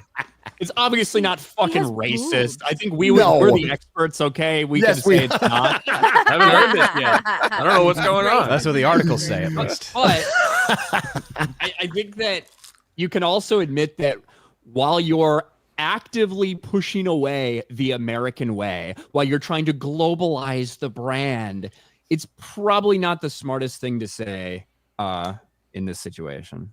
I just thought it was so relatable when he was saying, I don't go online, but clearly he actually gets affected by some of the comments from time to time. That's right. And obviously you're active online. We've seen what you've had to deal with. That's right. A couple little A things. couple little things here and there. Was any of that infusing in here cathartic for you? Or why did you want to incorporate Superman's responses that he has towards online criticism? Well, obviously I relate. Obviously I relate to that. I do tune pause. out most of so. I mean, Superman made tons of jokes, pedo jokes. I remember that from the comics. Totally. Yeah, I Really? remember Wow, that's funny. when he said, "I wish Robin would touch me in my silly place." Yeah, What? That was my Yeah, favorite. that was when he Action dressed like a Comics priest. 457, I think. Wow. Social media, but every once in a while there'll be somebody who will say something. It's always the weirdest stuff. It's never what you expect. Some weird thing. And I go, God, that guy, I'm gonna, and then I go, I think I might be getting upset about something a 12-year-old in India is saying. You know what I mean? I'm like, let it go. Whoa. But I think that was really. That guy Whoa. just shaking his head like, yeah, 12-year-olds in India, and they're fucking retarded, right? His comment's pretty based, actually. I mean, he obviously meant it as a young person on the other side of the world, and he just picked a nation. But the apology tour he had to do about this is Yes. like, I love Oh, the yeah. nation of India. It was like way So over the good. top. They're And if- tweeting while they're shitting in the street. People of India, because he really is somebody who looks out for everyone. Bollywood films. I mean, I feel like we drew I'm inspiration. sorry, I'm not listening to a word she says. I'm a little distracted. Bollywood, Boobs India, look great. Bollywood. Sorry, what was she saying? Something about boobs. Yeah.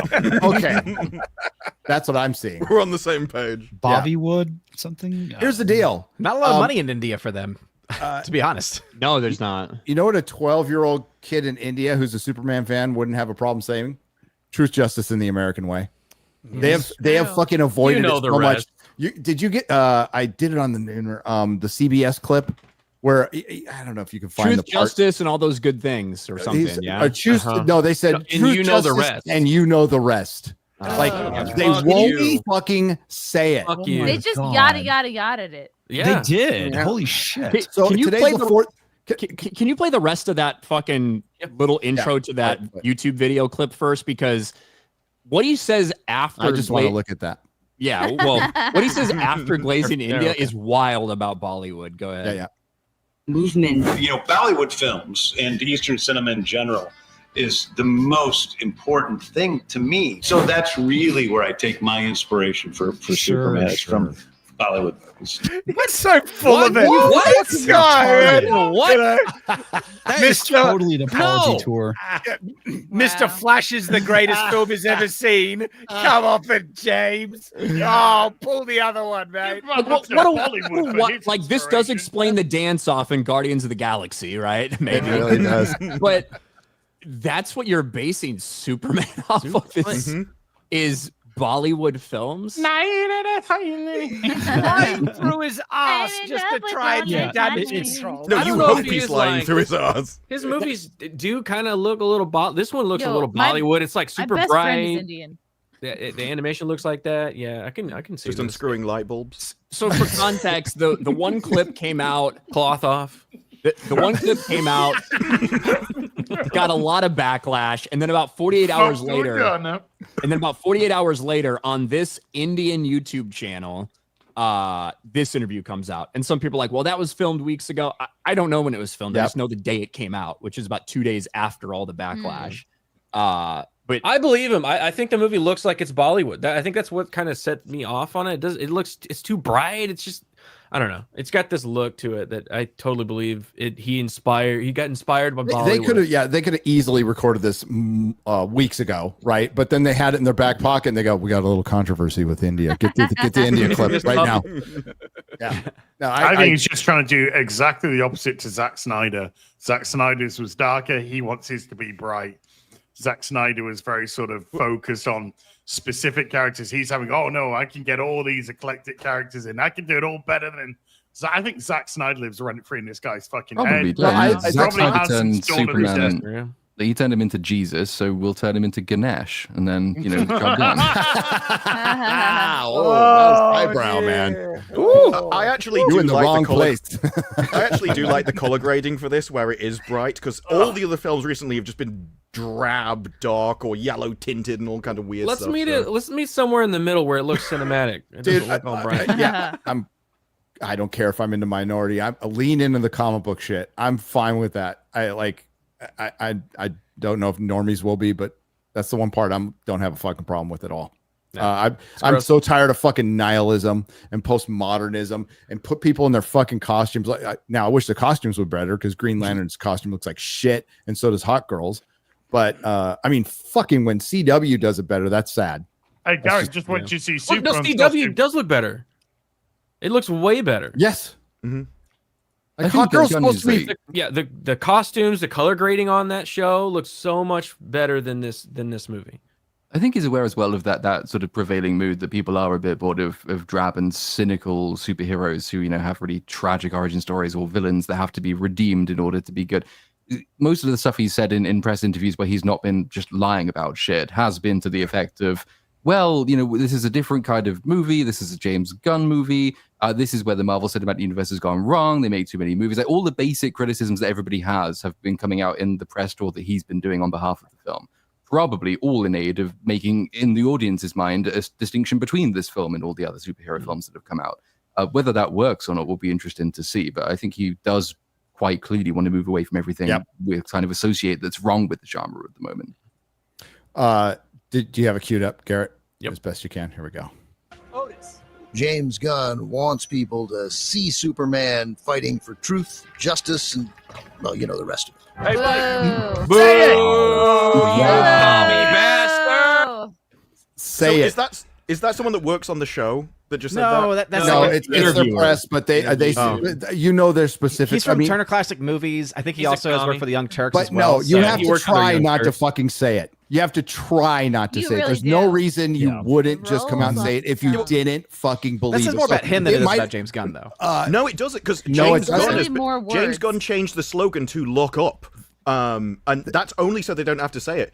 There was a thing recently he did in France. He's behind the Eiffel Tower, and he even goes "lock up," and then it scrolls downwards to a boat. They put that tweet up today. Okay, they put that tweet up today. Today's 4th of July. If you don't remember, for one, I don't know how they didn't push to have a 4th of July release for fucking Superman. Yeah. How do you not do that? And then put put a couple American flags in fucking Jurassic fucking World, whatever the fuck it was, at least has an American flag on the fucking boat, right? But they were afraid. and then drop in a couple of times truth, justice, in the American way. The crazy thing is, if you remember the announcement 3 years ago or whatever, when they first announced, and it was called Superman Legacy at the time and all that stuff, in the introduction and the discussion to the media, it was revealed like truth, justice, and the American way. Peter Safran said it.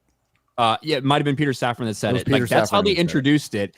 But then essentially the same the same paragraph describing what this would be and Superman coming to terms with his human and alien nature and stuff.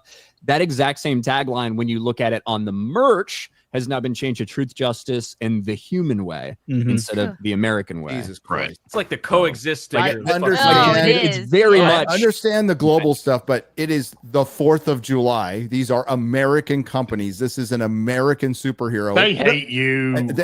They have no fucking problem talking about Pride Month. Throw up a little thing, little Superman in front of the American flag, saying "Truth, Justice, the American Way." He just said all Eastern cinema is the most important thing to him. Yeah, that's what I said. It's like how that's what's been the big worry is, can James Gunn make a Superman movie? Is James Gunn the kind of guy who puts an American flag at the front of his house on 4th of July? Fuck no, he does not. Hell no, he doesn't. He doesn't puts believe a flag it. of James Gunn at the end. That's what he does. Yes. So that's been the big question, and he himself said he couldn't crack the character until a couple of years ago. So, especially with crypto, with France, crypto. There's an artist in France made a mural of the fucking Statue of Liberty covering her face. It looks like a Jeremy video from Geeks and Gamers. Then he puts this up today. He's in France. Hey, France! It's 4th of July. Terry, look up. Then he looks down. You're I buying know. a big thing that you can scroll up to. Oh man. Oh, that looks unfortunate. Oh. Sorry, Corns. My bad. My name is Superman. Oh no. I do like the implication that if America was just like gayer and more Indian and more French, maybe you would get a Superman on your 4th of July. You could just but say French. Not enough at the moment. Or just French. Yeah, good point. That covers all the bases. Well, I mean, he might be in the comics. Give it time. Give it time. For truth and justice, and they are. And the way of the baguette. The baguettes, hurry up. The baguettes. I'll get to my Peugeot. Obviously, they have to cast. You don't three. understand art, you idiot Americans. Always with your cheeseburgers and your bombs. Oh, there's the call to prayer. Oh,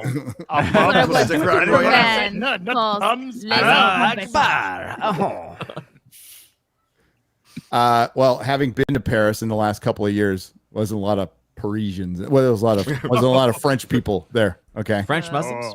There was a lot of Pakistani men who wanted to sell us bottles of wine below the Eiffel Tower, like a army of them. Wow. In there between 18 and 30.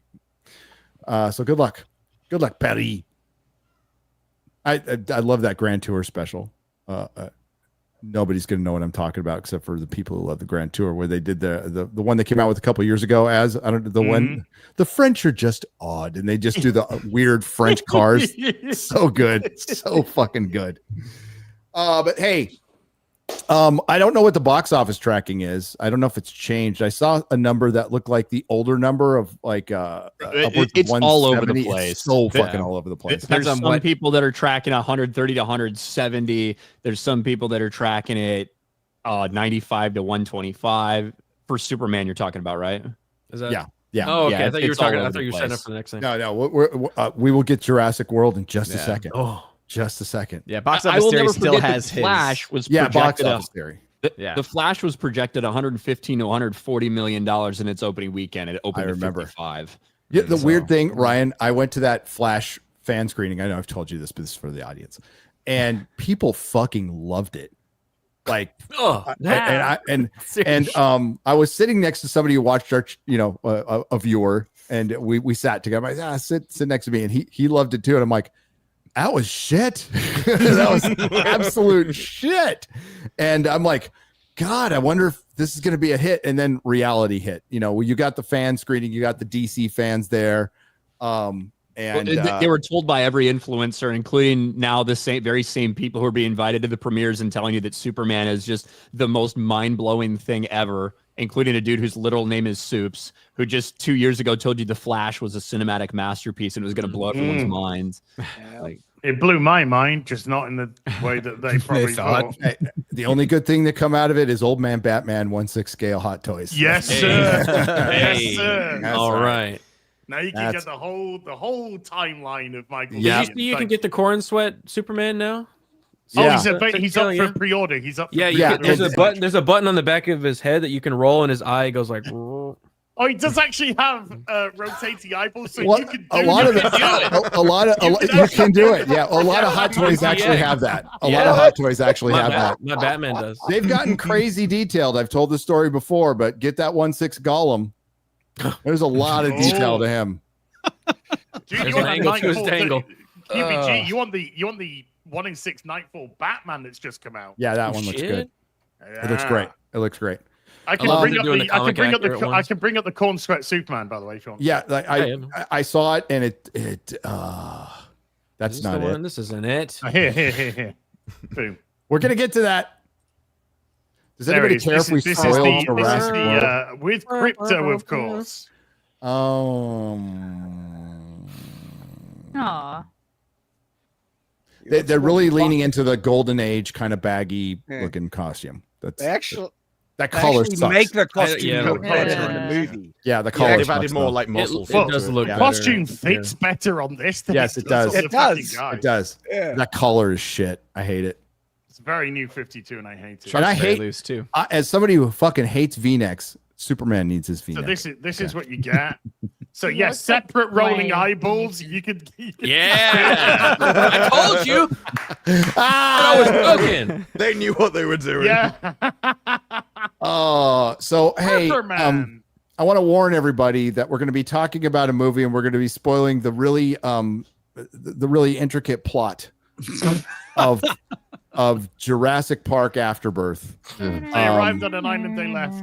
But Yeah, That's basically almost completely unscathed. The dumbest family in the world, ran by the dumbest dad in the world. With the most Remain- hot armor. Remain If they unscathed. didn't exist in the film would not have changed. Oh, No. yeah. No. Come right out. It might have been I better. did say that. It would have been better. I said to one of my mates, I was watching it. It's like, why is the family even in this film? No. because they need children so in peril. pointless. So, Which is And a little baby Jurassic Park. dinosaur. Prefacing So girls this, go, oh. we completely what Ryan mentioned it earlier. People, and I'm one of those people, like to see monsters destroying shit and eating people. I enjoy If I that. wanted to do that, I'd watch a Marvel movie. Aha. Yeah, And the I- thing is, I though, know is- Scarlett Johansson. And As soon as I'm the not Marvel looking. I'm not writers looking room- for like a highbrow. Although it'd be nice because the first Jurassic Park was Highbrow? like very smart. Michael film, Crichton. well Was done Crichton. film.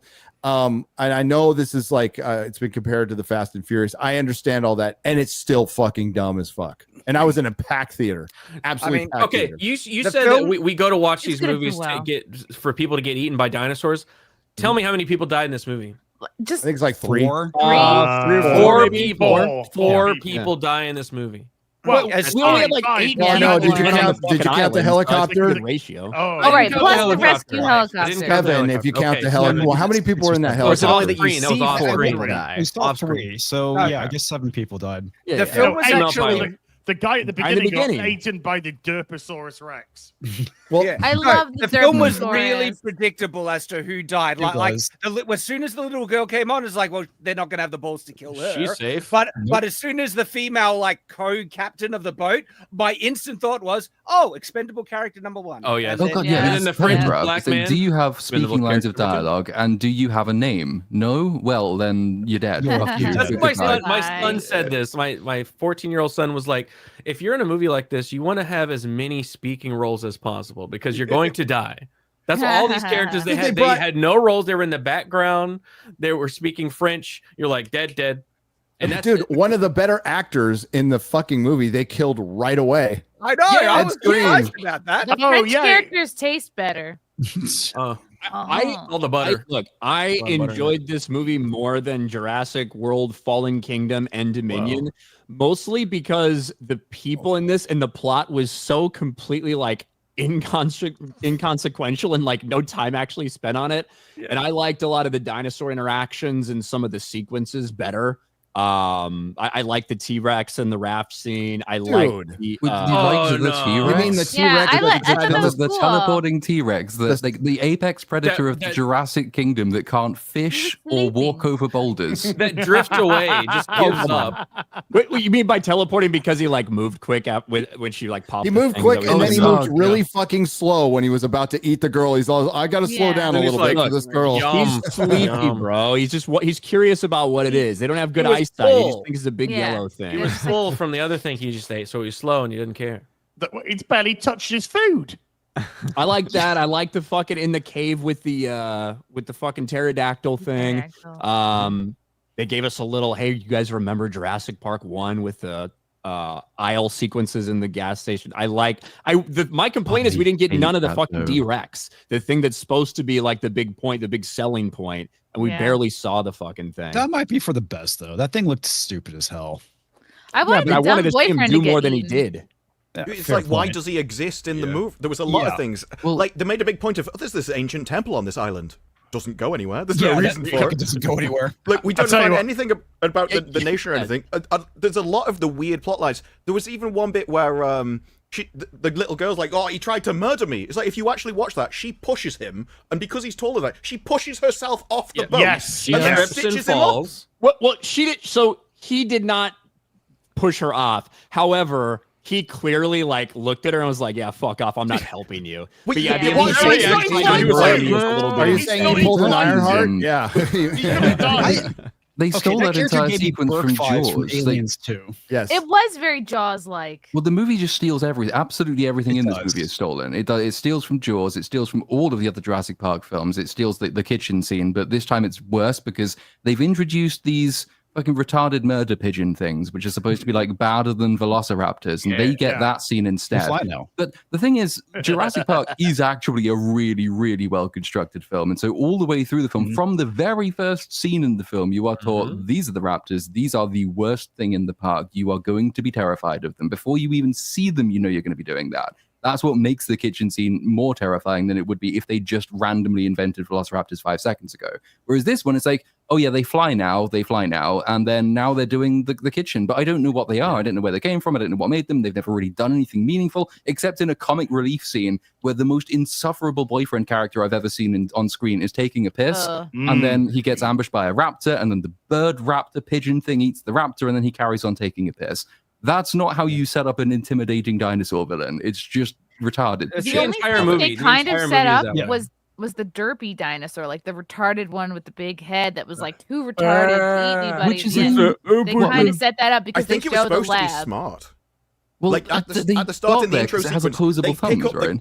At the The start in the intro D-Rex. sequence, they pick up the guy, and then he turns him around and shows him to her, as if I've got this guy. I think Yeah, he was they meant set to a be whole a thing genetic up. It mutant, was supposed to be kind of a smart He dinosaur. is smart. He He is is smart. This whole 'Cause he- movie is like shallow as hell. Like there's Yes. one boat. There's a scene on the boat before they get to the island where they have like their character motivation scene where he's like, "Man, my wife and I couldn't look each other in the eye without seeing our son, That kids I care about." Nudge, nudge, wink, wink. And she's like, "That friend we had, we really cared about him." They took like 4 minutes for Scarlett Johansson. What are you talking about? Yes, they took 2 minutes for Black Widow and Blade to like explain a little bit of their backstory, and they're like, "This is not meaningful anyway. We're never going to address it again.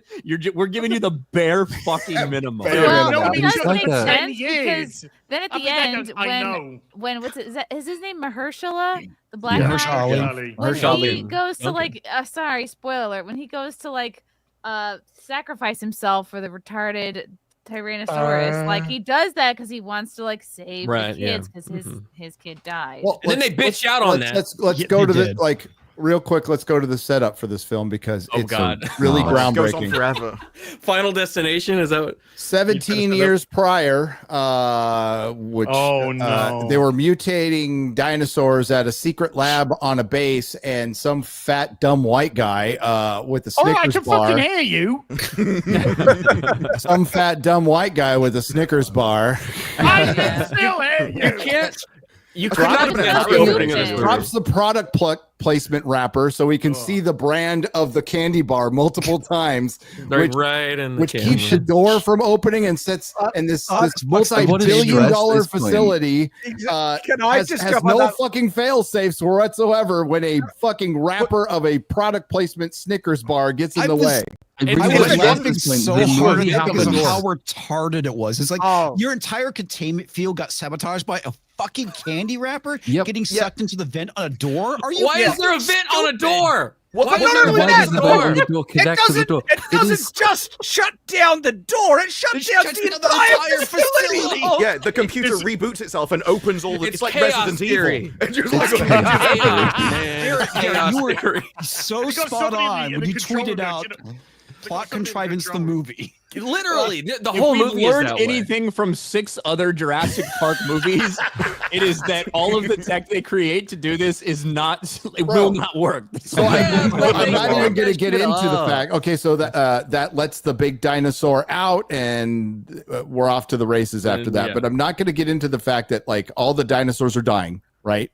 They have a scene which could have been interesting with the Brontosaurus dying in L.A.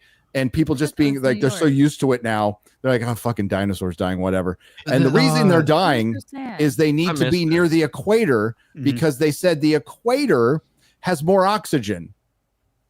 Yeah, and it's more wrong. climate. That is More like a Jurassic. It's a Jurassic fucking atmosphere at the opposite. equator. It is. There's more dense oxygen at the poles than there is. It's more dense than it is at the equator. But it is retarded for that, the oxygen reason. It's also retarded because they haven't been dying for the last 17 plus years, and now the movie has decided they are, so they are, and that's it. Right? Like, that is the only reason. Why? Because we need that. We're done with the whole dinosaurs being on the mainland thing. We need the audience to know we've done that. It was incredibly stupid. We did it again. It remained incredibly stupid, and we did it a third time, and it was still incredibly stupid. So now we're doing nothing. They're all dead, and no one's interested in them anymore. So no one goes to visit museums, and they don't care if a brontosaurus dies in the streets. But there are still some very important dinosaurs, and luckily, all the 3 dinosaurs the plot-relevant people need to cure fucking heart disease for some reason. These dinosaurs happen to live the longest. The longest lived fucking sea creature, the longest lived land one, and the longest lived air one all happen to be on this island. Yes. And it's all like the connected fifth to the element. Convenient. What the movie's thematic message Alien is, inconvenience. right? The movie's idea is it's really brilliant. Because these dinosaurs have big hearts, we can extract their blood and we can cure heart disease, which kills lots of people. However, what we can't allow to happen is that big, evil, rich corporations be allowed to do this because they might charge money for this cure. So instead, what we're going to do is we're going to upload dinosaur DNA open source so people can just presumably inject it straight into their veins.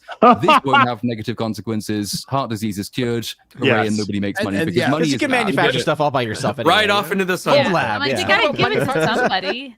You've still got to make the drug. You've got to test it. You've got to run it through the FDA. Yeah, you have to develop it. 20 million for Scarlett I mean, it's Johansson not is like the a lowest COVID cost. vaccine. You actually have to put it through some stuff first. With all of that set up, right, and you know what needs, you know that you have to run through the R&D and all of that. My question is, why did it start off with the young lass coming out of the boat going, my boyfriend's just fucked me in the ass? Yeah, and even her father's like, I don't know. why did you tell me that? That was such a weird fucking opening for that family to come out and go, yeah, he's still down below. Hey, Let it air out. It's on fire. Her little sister has a banger of a line though. It's like, I you don't thought see it the was side they of him just, I like, do. woke Yeah, the up. naked side. Yeah. And apparently the reason that they can't just take samples from dead dinosaurs or whatever is because the blood deoxygenates within minutes of the dinosaur's death. So we need a sample from a live dinosaur in a special little container thing. Here's the massive problem with that. All these dinosaurs were genetically engineered by humans, and their entire genomic record was mapped, and it was owned by InGen, which went bankrupt, and all its records were bought by other companies. You don't need living dinosaurs to do this. This is kind of the point of all of the films. Humans made the fucking dinosaurs, so stop it. Why is this happening? Because nature finds a way.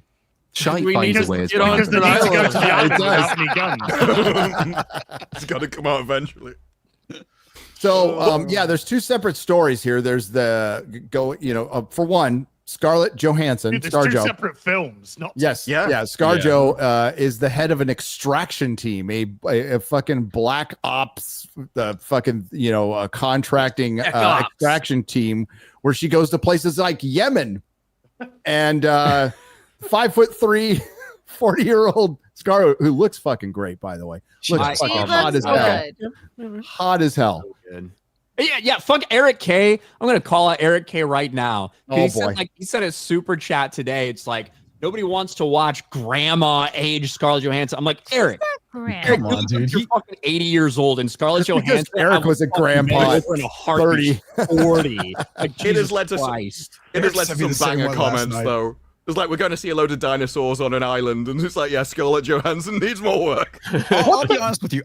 The biggest problem I have with this movie is not Scarlett Johansson being a part of Black Ops team. I'm hung up I with do. a fucking candy wrapper taking out the containment system Yeah. because of how I'm fucking still on that. stupid that is. That's pretty stupid, but Scarlett Johansson going Dude, into guys- Yemen to save fucking people and stuff. Guys, is guys, there's breaking news. Fucking Julian McMahon has passed away. Yeah. 56. What? 56. Oh, shit, Dr. Doom. Yeah. no way. Yeah. Yes. Oh no. Oh, That's R.I.P. so Come in young. threes, they come in threes. They go in threes. What Yeah. the fuck, man? Known as Cole. Well, What of? we got Heart a new attack, Dr. Doom now. cancer. Fusing technology and magic. Yes. No. Bad joke. Too soon. That's the perfect time. Yeah. When it's just happened. Only right when we you- lost Michael Madsen yesterday. Yeah. Legend. And Oh. and Jim Shooter a couple days ago. Yep. Yeah. Holy shit. And Bummer. Too young. Michael Madsen was a heart attack.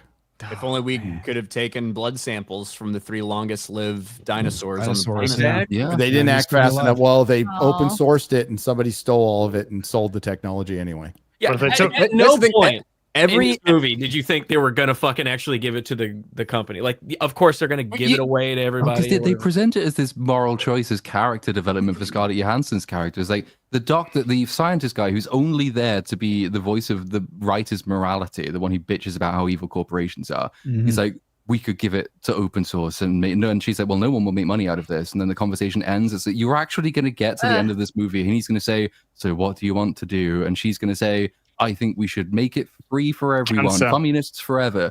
And you're going to pretend that that's a character moment. And it's fucking not. You've not done not. anything. She's And not a she wouldn't even character. be there if she wasn't going to get $10 million. Or they ended up getting, I think, more than that. Yeah, 20. Yeah, like Oh, all, no. all of the characters are so shallow, and like the overarching plot has like no impact. They're not trying to. This is the first one in a while, I suppose, that you're Shit, just sorry, you have this Ryan. like a Mark, very. Go ahead. Go on. Mark Snow, the X-Files composer, died as well today. Jeez. Really? Yep. Aw. People die. Just saw it in chat. Sorry, Ryan. How many Continue, people please. watch this film? Sorry, Ryan. Go on. Oh, notice they're gonna get us. I don't remember what I was saying. No characters, I no don't plot. know. I think was All the like- characters are fucking wafer thin. Everything is shallow as possible, right? Yes, From it is. the plot to the characters, there's so little effort and so little payoff for anything. I genuinely, I don't remember the last time I watched a film where you could actually watch this with no sound or no dialogue, that you could mute all the dialogue and no difference would be made to your enjoyment of this film, which is to say you wouldn't enjoy the film anyway. But like, nothing is said of any consequence. No, there are no characters. No one has a point. The only one is evil corporations bad. And we've heard that before from Universal Studios making billions of dollars off of a dead franchise. So I don't care. It's such a dead, soulless franchise. I think there's a real fucking debate to be had here, because I swear to God, this fucking was AI written. This film, because none of the dialogue was felt written by natural David or Koepp. organic. It wasn't. Steven Spielberg did have a note for the writer, though. Steven Spielberg looked at the script and said, "It needs to be scary." That was Steven really? Spielberg's notes. Yeah, this is the Amblin, problem. It's the Amblin problem. produced Like, this. nothing- David Koepp wrote it. David Koepp's. But as to your point, if you don't think screenwriters who are under the gun of time, deadlines, aren't using Chat GPT and AI, you're crazy because they are. Have They you 100% ever are. used ChatGPT just that like for fun to like tell a little story and take you through a little thing and be like, where No. does the ChatGPT? My son does though. My son does. Yeah, I've done that with the kids, and it always keeps you safe. Like you're never in danger. does. Like you're always safe, right? So this movie feels like that. The characters don't ever feel like they're actually in danger. Well, the dinosaurs are kind of like, oh, here's a main character. I can't really eat to it. your point that Chris Gore brought up earlier on Film Threat, did you ever feel like anybody on that boat, from the family down to the boyfriend who should have died, was going to die? Not after the raptor scene. Not the kid. I thought they might have Dad, maybe. They might have killed the dad. That's I thought they should have killed Rudy. No, they weren't Have we going to ever kill seen him him kill a 'cause kid? They're not going to kill kids either. The book, actually, the Jurassic Park book does open with kids being killed. Like, Yes. the baby dies Lost at the end of it. World, It's like yes. really dark, and then they use a bit of that for the Lost World in the movie. With this one, though, I knew the family weren't going to die from basically the boat scene, because so the idea is they're on a boat, and the boat gets attacked by a mosasaurus, which just happens to be the mosasaurus the other guys are after. So the other guys rescue them. Then it turns out fucking Spinosaurus are working with the Mosasaurus to take out boats for no reason.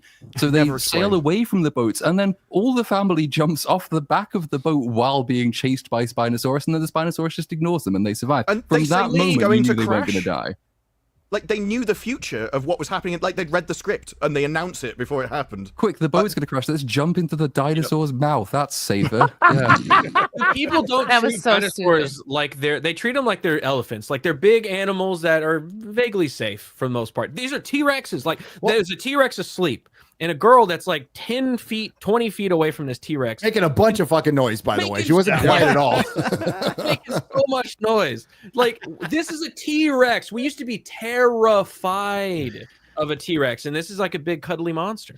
Her being too Luke stupid is to be old. scared, His series not though, that good was anymore. crazy. sleepy poo. Yeah, why weren't they telling her like, don't get the boat, just No, hide? they were. They were going the dad was dinosaur. desperately saying retarded. to stop. Yeah. She's fucking stupid. But I do think it's obviously written by humans, just because it's got their own bias in. They stopped the movie to have one guy go, by the way, intelligence, that's not an evolutionary benefit, which is the most I've ever heard. And he goes, we can destroy each other with nuclear weapons, but then the Earth will destroy Yeah, us the fucking first. hippie shit that gets There in was there. about That 45 was very seconds where it was hippie. like, yeah, what is being smart just means we're not going to be here as long. And by the way, Oh yeah. climate change, bro. Yeah, oh, and then they God. Even that is shallow. Even that is shallow. They didn't even really try and have that point. They just said the word.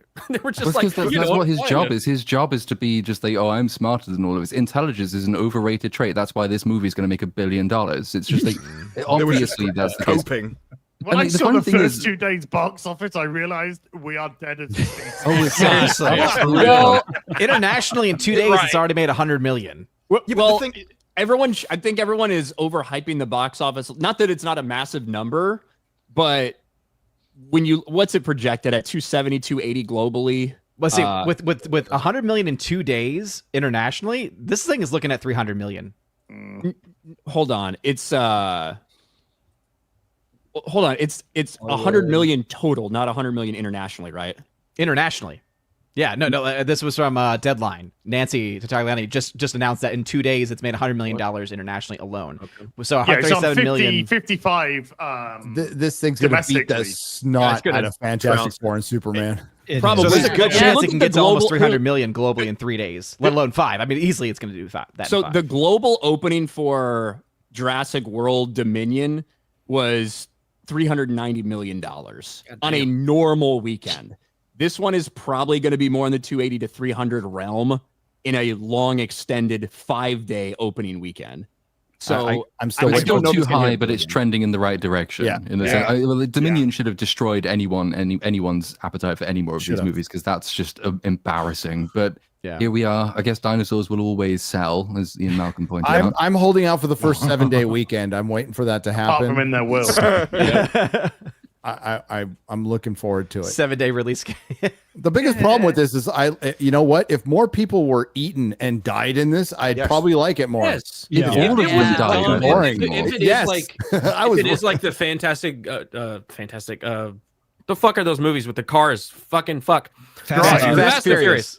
All these Oh, The Fantastic movies. Furious. F5 and Hogwarts. and 15. So if it was more like those and it just started leaning into the dinosaur eating people, that'd be great. But this movie didn't do that. I think Maybe it was Mahershala Monster should have Bus died, He not should from a have died. dinosaur, He should have but died. because he can't swim long enough Well. to light the flare. It's dangerous out But there. After Quarter Black tweeted about Jurassic Park 3, I hadn't seen it in ages, so I watched it. 90 minutes, 20 minutes in, they're on the island already dying. This takes an hour before they get to the island. It's like 40 minutes before the first dinosaur attack. This movie needed to be 90 minutes, cut everything else. You cut the entire family second story, or you bring more people in on the original boat and you just kill them all. This movie And you feels- just have people dying all the time. It feels It's a slasher small. movie with dinosaurs. This That's what I movie want. feels small compared to Yes. Jurassic Park, which It was does, like, I was 30 really surprised when I got like Yeah. 2/3 into the movie, realizing how far into the movie we were, and fuck all that happened, and I didn't know anybody's name yet. It was like, but they make this really important mistake, which is that in Jurassic Park as well, it takes ages for you to see a dinosaur, and they make the point of building up interest in the dinosaurs all the way through. Obviously, there's the implied attack at the beginning. Everyone talks about them. There's the air of mystery and suspense. You know something wonderful is going to happen, then it happens, and then it's the massive reveal of wonder, and then it goes into horror. But they've spent the long lead-in time, kind of like Jaws did as well, building up your interest in the main subject of this film. This film, on the other hand, spends its opening 40 minutes saying, yeah, dinosaurs are boring and shit, and nobody likes them, and now they're dying, and nobody goes to museums, and so I guess Snickers bar or something, and there's mutants now, and now we're just doing MonsterVerse movies for that retarded audience. And it's like, you're not making me interested in what I'm about to see. You're making me think, you don't care, I don't care, why are we here? But the target audience of Jurassic Park is that monster audience. The Jurassic Park was kind of a product of its time. It was like the first CGI thing. No one had ever seen anything like this before. And so you could build it into the movie to build up to that. Everyone's seen dinosaurs now. And so it's a lot harder to like remake that moment. Those moments where they try to have of awe, where you see the Brontosaurus. Yeah. Like, for one, they should have just showed them fucking. That would have been something different. That was filmed. Like, you don't see that every day. Show two dinosaurs fuck. Yeah. That would at least be new. But they're trying to show this like moment of awe, and it's like for the 7th time. And for one, it doesn't look that great. It didn't look that great. It looks worse than the Brachiosaurus in the first Jurassic Park. All of these tail's too dinosaurs do. long. They're made of rubber. That's what the mutant people at InGen did. They rubberfied all the dinosaurs and made them look like shit. But I mean, to the point of like hard to redo Jurassic Park. I get the point. We've done lots of dinosaur movies. There's two responses. If you don't know how to make dinosaurs interesting, you shouldn't be making a dinosaur movie. And the Well, I second think one is killing the people thing that is makes. interesting. Well, it is, but that's the other side of it. Because like Jurassic Park primarily is the story about the humans. The dinosaurs are there as the object first of your wonder and then of your horror. The story is not really about dinosaurs. The message, which is quite well translated from the book, is this is what happens when you have this illusion of control. You've built this thing. Like, Everyone wants to go see it. Everyone thinks it's amazing, but the illusion of control is shattered. And then the human characters you spend all your time building up are what keeps your interest in a bunch of dinosaurs running around eating people. This film doesn't have human characters, and it's not interested in dinosaurs. So it doesn't have anything. If you're going to keep doing dinosaur movies, you have to keep doing human movies, and they don't know how to do that either. No, there's a movie that came out recently that cracked the code. The biggest complaint is like I've seen a lot of monster movies and I like them when they all the destruction and shit. But what puts them on another level is Godzilla -1, which was a human movie. Oh, hell Which yeah. is a people movie with Godzilla in it. Yep. You know, and a great So sequel to good. Oppenheimer. But it had something to say, though. Yes, it did. Yes, It that's why. legitimately had It, something it has to something to fucking say. It had characters, and that's what makes the monster interesting. Because what Platoon is saying is, I need to give a shit about the victims. I need to go, oh no, I like that Yeah. dude who's now eaten. Yeah, You But it root doesn't for make the the bad- dinosaurs. You want the bad dinosaurs to guy, eat them. right? The bad guy who died In at this the movie. end. You're just like, why was he bad? What did he He actually Because wanted to do? make money. corporation, greed, money. You- That's why. You can't care about humans when the people Capitalism. writing it hate humanity. Yes. That's what they said when they said that intelligence is not a survival benefit and the Earth should get rid of us. Like, But well, you can't say that he's an evil corporation bad guy when everyone's there because he fucking paid them. Yeah. Well, it's worse than that because Yeah. the bad guy's introduction, he is the one who says heart disease is a massive killer. Let's go cure heart disease. And then at some Yes! point, midway through the movie, some guy says, "Oh, but he might make some money." Yeah. I said, "Well, okay, then fuck Oh. curing I heart think disease." it's- I in think which it's a case. good reflection of says, Hollywood in general. Like they, is. once they get their bag, once they get their money, well, then they can get up on their high horse about causes. But most people, like they want to just make their money and survive and provide for their families. And just like the characters in this movie, well, once they got their ridiculous amount of money, then they could be like, oh, capitalism bad. Well, the capitalism is terrible. Anti-capitalist messages in something that is very much rooted in capitalism.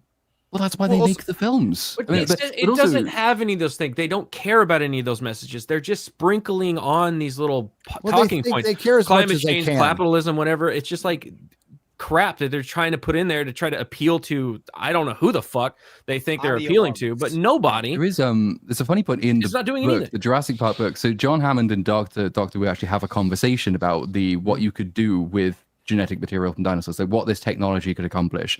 Hammond has a little monologue. Most of the characters in that book monologue, but it's quite good. He talks about, like, he said, you might think the best thing to do with this tech is, we could go and cure cancer, we could go and do this, we could go and do that. Here's why we don't do that, because some fucker somewhere in the world, probably a government, but it might also be private individuals, will try and find some way to take it off you, to make it difficult for you, to stop you doing it if they think you're making too much money. It's not profitable enough, so we don't do it. The only way you can make money using this technology is entertainment, because no one can stop you doing that. This movie comes along, has a sort of similar plot point, but it misses the point of what he was talking about. The reason this technology hasn't already been used to cure these diseases is because people like that fucking scientist exist who say, money's bad, you're not allowed it, so I'm going to steal it from you instead. It's Riri Williams all over again. Yes, absolutely. Yeah, I got the same vibe. And that's what you brought up, Chrissy, actually. Back to Chris Gore, brought it up on Film Threat earlier, is, they really love talking about, like the practicality of open sourcing a cure for anything is fucking a fairy tale. It's an absolute fairy tale. We've already established that. But like, they love to virtue signal about that. And, they make, I don't know how much ScarJo made, but they can allow immigrants into their house at any time. They can donate all the fucking money they want to whatever fucking cause they want. They can stop flying their fucking private planes. They can do all this shit whenever the fuck they want. And none of them do it because they're all full of shit. That's why go to Jeff Bezos's wedding. She got 20 million for the movie. As much as Chris Pratt. That's what I want to know. Did she? I don't She know. got paid $20 million. What did Chris Pratt get paid? I mean, clearly Bryce Dallas Howard was getting paid by the pound by that last movie. Dude, she's a villain in that fucking first one. So okay, I fucking hate these movies. I don't like them. And I didn't even see the last one, so I don't know. But I rewatched or watched Lost World, the first one, and she's a bitch. She's an absolute bitch who takes no fucking responsibility for all the shit she caused on that island. She's they make her a hero at the end. It's like, what the fuck? Running in heels. So but it's gonna make a lot of money. It's gonna make a lot of fucking money, this movie. Now I don't know about. I don't think it's gonna make as much as I don't think it's $1 billion movie. I don't think so either. But like I said, today's standards, if it hits 800 million, that's kind of a lot for certainly Hollywood's. It doesn't have a runway, returns. Yeah. If it had a runway, I think maybe, but yeah, I think right. How's F1 doing? I'm just saying, like with the start, it is going to start off about 60 to 65, 70% of what Jurassic World Dominion made. Yeah. Okay. And it's global. But don't these opening. things leg it out like? And correct me if I'm wrong. I could be wrong because I haven't paid attention to these dog shit movies. But like, don't they leg it out internationally? So internationally, typically. Yeah, go ahead, Odin. I was gonna say because the last one, it barely made it to $1 billion, and it only did it at the very end of its run. Like Universal essentially willed that film to get past the finish line. The fact that I had to do that with that one means the chances of this movie doing that are already very, very low. And yet Ryan was right earlier. I misread the headline. It's not looking to do $300 million globally in its first 3 days. So it's right now, I would say probably 700-800 million. I could see happening because of those internationals alone. Restores and my it still faith in could win humanity. July. It could still win July. Yeah, it could still end up beating. Absolutely. I hope, my hope, if I'm rooting for a movie, I hope F1 fucking crushes everything. So the issue with F1, unfortunately, is its budget. It's a budget. Yeah. Because it's at 172 million globally, which again, for the kind of movie it is fine. But when you add in that budget, it's but that's I not an heard ordinary also that movie. they have a lot of sponsors that may help. 40 million in sponsors. and it's an ad. Apple are going to put it on their streaming service, and it's an advertisement. Yeah, they're fake raising. They got what they wanted. Sold Oh, yeah, I mean, Apple doesn't sponsorships. care. It's Yeah, pretty. yeah. They don't give a shit. Yeah, they got money to burn. But if you, so it had here. If we want to put that up there, So we're looking at 200 million, and which beats the entire run of Days of Thunder. Is that updated for? No, it's not. inflation? Whenever Tony does that, it drives me nuts. I think he's doing it now at this point. In spite. You have to account for inflation. It's such a fucking lie at that point. Days of Thunder is good. I like that movie.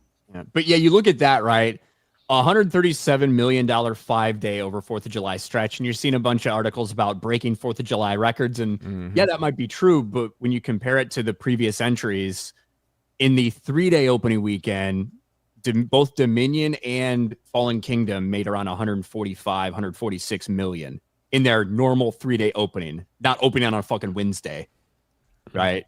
So this isn't even going to match those with 2 extra probably days. Probably not. The other Jurassic World movies, they drop 300 million each movie, and so if this does come in at 700, it would just continue the trend. They'll make another one. I don't know how the fuck you make a sequel out of this, but they'll find a way. If it does 700 million, though, I tell you what, if I was Superman and Fantastic Four, I'd be shitting myself. It's definitely going to affect it. It's real gonna quick, affect it for sure. Real quick, couple. We'll hit these as quick as possible. Indiana Jones reboot. I think I have no doubt that they'll do it. I at some point. I have no doubt. Disney's not going to buy an IP to not make anything with it. Exactly. They're not going to buy it just to fucking have a couple movies on Disney Plus. Could you imagine what to make it a content mill without Harrison Ford? What a modern Lucasfilm, Disney Lucasfilm, Indiana Jones would fucking. It would be the most diverse 30s in America of all time. People are saying Pedro Pascal. I wouldn't be fucking surprised. Oh my God. I want it to happen. I really do. And fans. They'll probably hit up Chris Pratt. Who knows? Who fucking knows? But Disney planning reboot of iconic film series, and fans want Pedro Pascal to play the lead. Of course they do. Okay, Daily Mail. Fans of that Daily choice. Mail. Fans of that choice to reboot it. Sure, I can believe that. But no one really wants it to be rebooted. Who's actually like? Yeah, nobody wants to reboot it. I don't which is think why I want Pedro Pascal. I'd like it to be rebooted in a different universe where Disney doesn't own it. Freaking love Indiana Jones. Raiders of the Lost Ark is a perfect fucking movie. I was actually into that. All three of them are great. Fucking great. Young people don't give a shit about this franchise, like at all. Like, couldn't care at all. I don't think it has the mass appeal that it used to have, and it's a Harrison Ford franchise. That's it. Yes. It's a Steven Spielberg, George Lucas, Harrison Ford franchise. And when you move away from all three of them, there's only 3 Indiana Jones films. It doesn't have a fucking prayer. The only thing I saw that was semi good was that little sizzle reel, the animated one that guy did, which was fucking awesome, by the way. But the game, nobody cared about the game. Nobody cared about this last movie. Yes, he was too fucking old. But without Spielberg and Lucas and Harrison Ford, you don't have Indiana Jones. It's just a waste of time. But it'll be great to see Kathleen Kennedy go out, announcing this. Although she's supposed to be leaving any minute now, guys. Right after that success. Yes. That last hit. That will never Give me happen. a fucking break. Yeah, like leave it alone. Kingdom of the Crystal Skull gave him a happy ending. Just saying. Yeah. The only thing I would count is the very end of that film. You can just put it as an epilogue on Last Crusade, and I'm fine. Oh, come on. The first half is fine, Gary.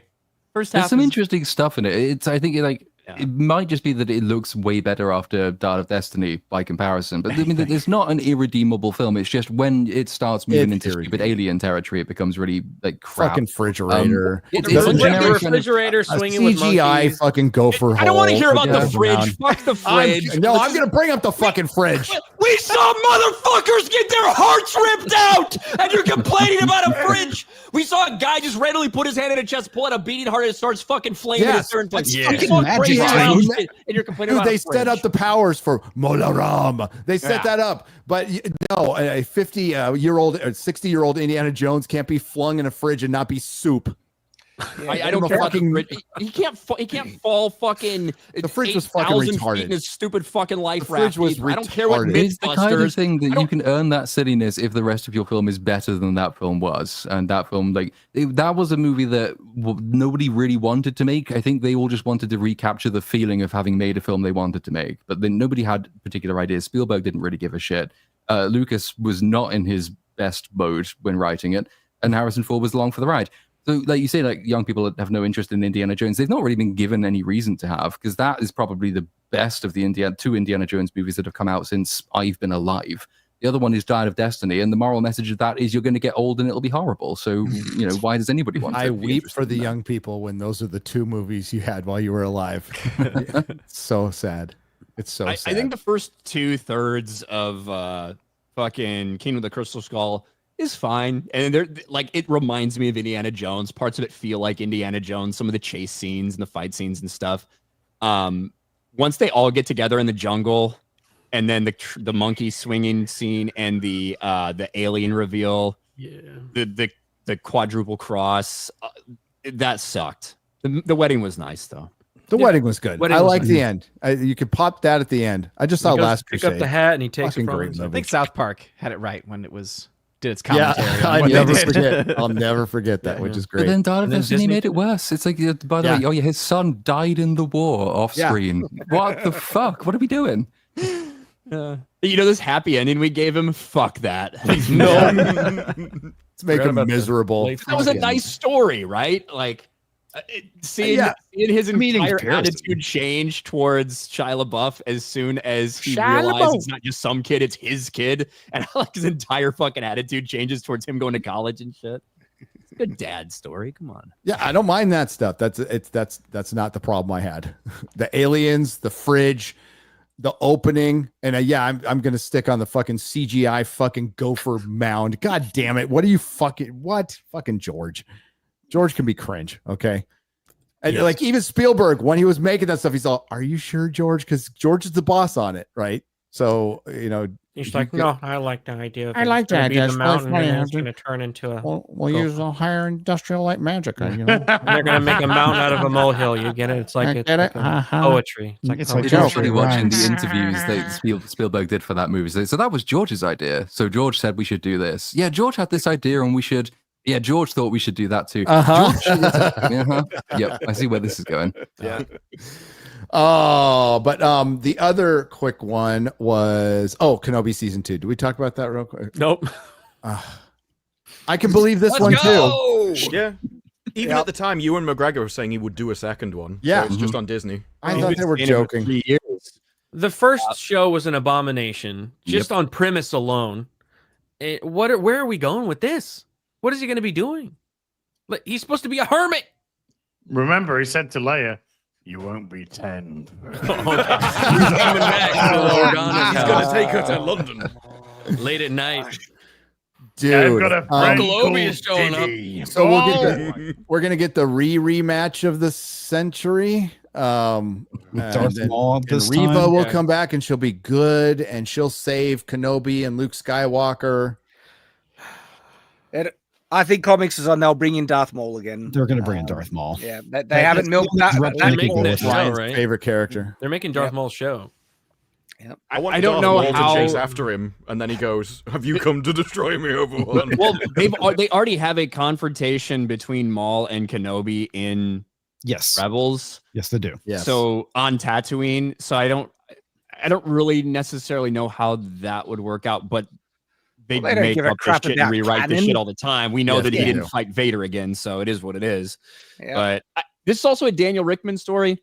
So Daniel RPK, subscribe to my Patreon for my exclusive scoops that 70% of them are quite literally just made up Yeah. bullshit. He completely So missed. Who knows if it's real or not? He But completely it's missed the Punisher coming back to Spider-Man 4 and Savage Hulk, which was confirmed, by the way. Exactly. Like Gary, like the information that you get sometimes, and don't make a big scoop game out of it, and subscribe to my Patreon for my classic scoops from my Marvel guy, right? Somehow those things that we hear about months and months before it suddenly gets broken by some trade, right? Whether it's Robert Downey Jr. returning as Doom, whether it's some of the appearances in fucking Deadpool and Wolverine, whatever that is, somehow you hear all those things, but these big scoopers, My Time to Shine and fucking Daniel RPK, they don't hear anything about it. It's weird how that works. Really strange.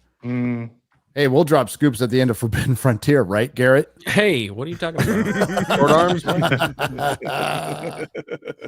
That's why you got to watch every single show we do. Okay, you never know. Every minute, yeah. You never know. But yeah, Savage Hulk was confirmed by the cinematographer, so it's going to be in Spider-Man 4. Really exciting. I just wish it was CGI Hulk and no Mark Ruffalo at all. We don't even need to see Bruce Banner. No, I think that in principle, seeing Spider-Man and Punisher interact would be great. Could be really good if done by the right person, you know? Right. If done by the right person, but it's being directed by the guy who directed Shang-Chi. Well, never mind. That's not a good sign. Yeah, never mind then. Let's get to soups. Soups? Are y'all out there in the chat? You barbecuing? Are you on the lake? On the river? Putting your cheese on uncooked burgers. Yep. I ate way too much in your today. jacuzzis. Hope you're having a good holiday with your fam and they're listening to us, and hopefully you don't have your kids around.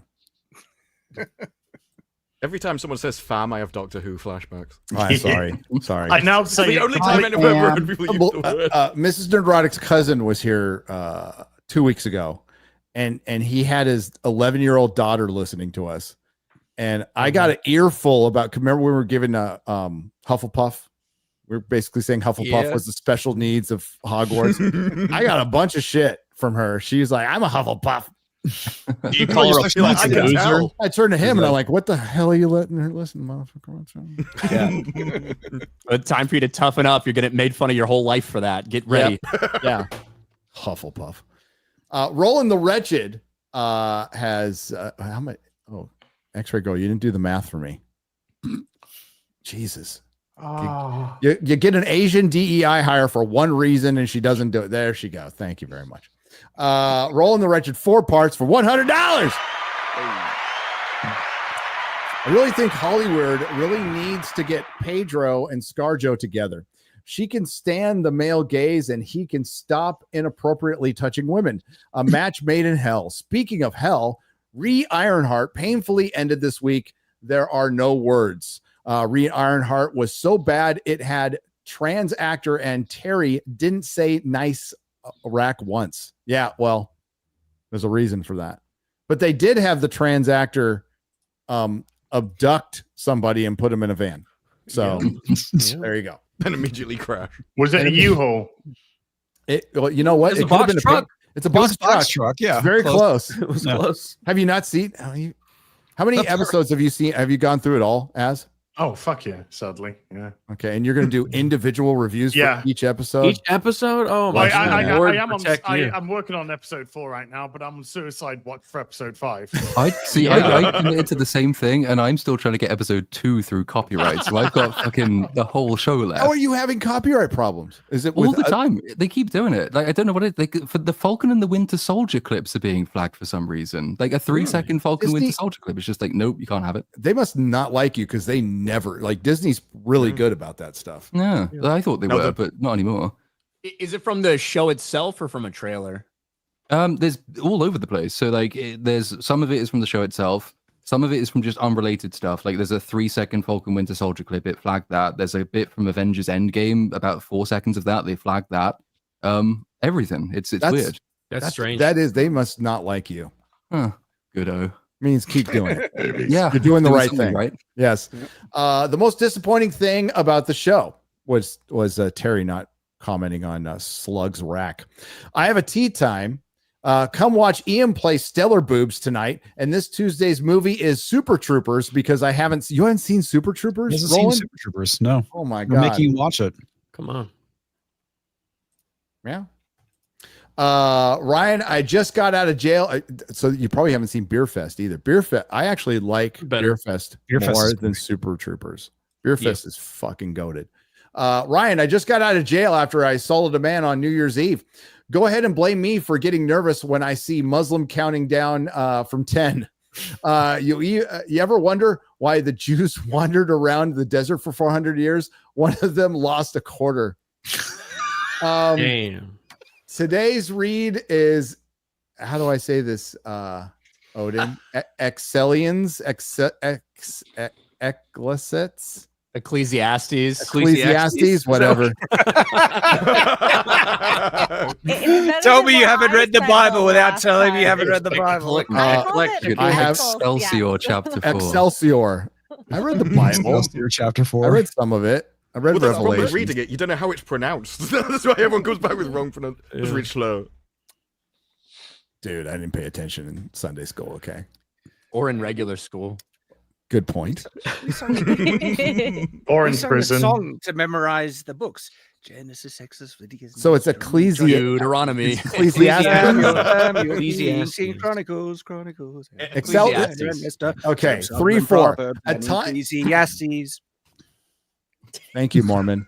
A time to weep and a time to laugh, a time to mourn and a time to be racist. Hail FNQ Fellowship Chat Mods, Little Thor, and RIP Pizza Time, who made the best pineapple pizza. Dan Vosk is getting close to releasing the #1 song. Until then, so long, gay boys. That's right. Little news here. I guess their song Norfolka is back on the Billboard charts. Good. And that's good. Book announcement. Hey. Goes on sale next Friday. Whoa. Goes on sale next Friday. We got a little trailer we're putting together for you. There's a little teaser. There's a teaser trailer, a trailer. We should really do a teaser for our trailer in the trailer, just like Hollywood. Yeah. We should. So next Friday, when we're reviewing Superman, the book goes on sale. So fuck yeah. Thank you, Rippaverse. The team's been working hard. Mrs. Nerdrotic, everybody who helped out. It's gonna be lots of fun. So pay attention. I might even shill for it at the end of my Superman review a little bit. So just fair warning. Fair warning. I'll do a little shilling in the video, which I never do, but it's for me. So I think that's okay, right? Isn't it? Did somebody say Gary? Yes. If we're shilling stuff. Yeah, go ahead. I'm gonna smell toast. I have something to shill as well. I smell toast. So I have developed my first sword that is available for people to purchase. It is the official Shadowversity medieval katana. This thing is actually wicked. It is a serious blade. This is bigger than a regular katana. It's actually technically an O katana. And check out the Suba. It's the Shadowversity logo. Look at that. Oh, that's rad. That's a little bit disappointing because I thought you were going to go down the iDubbbz route there. And so I thought you hate katanas.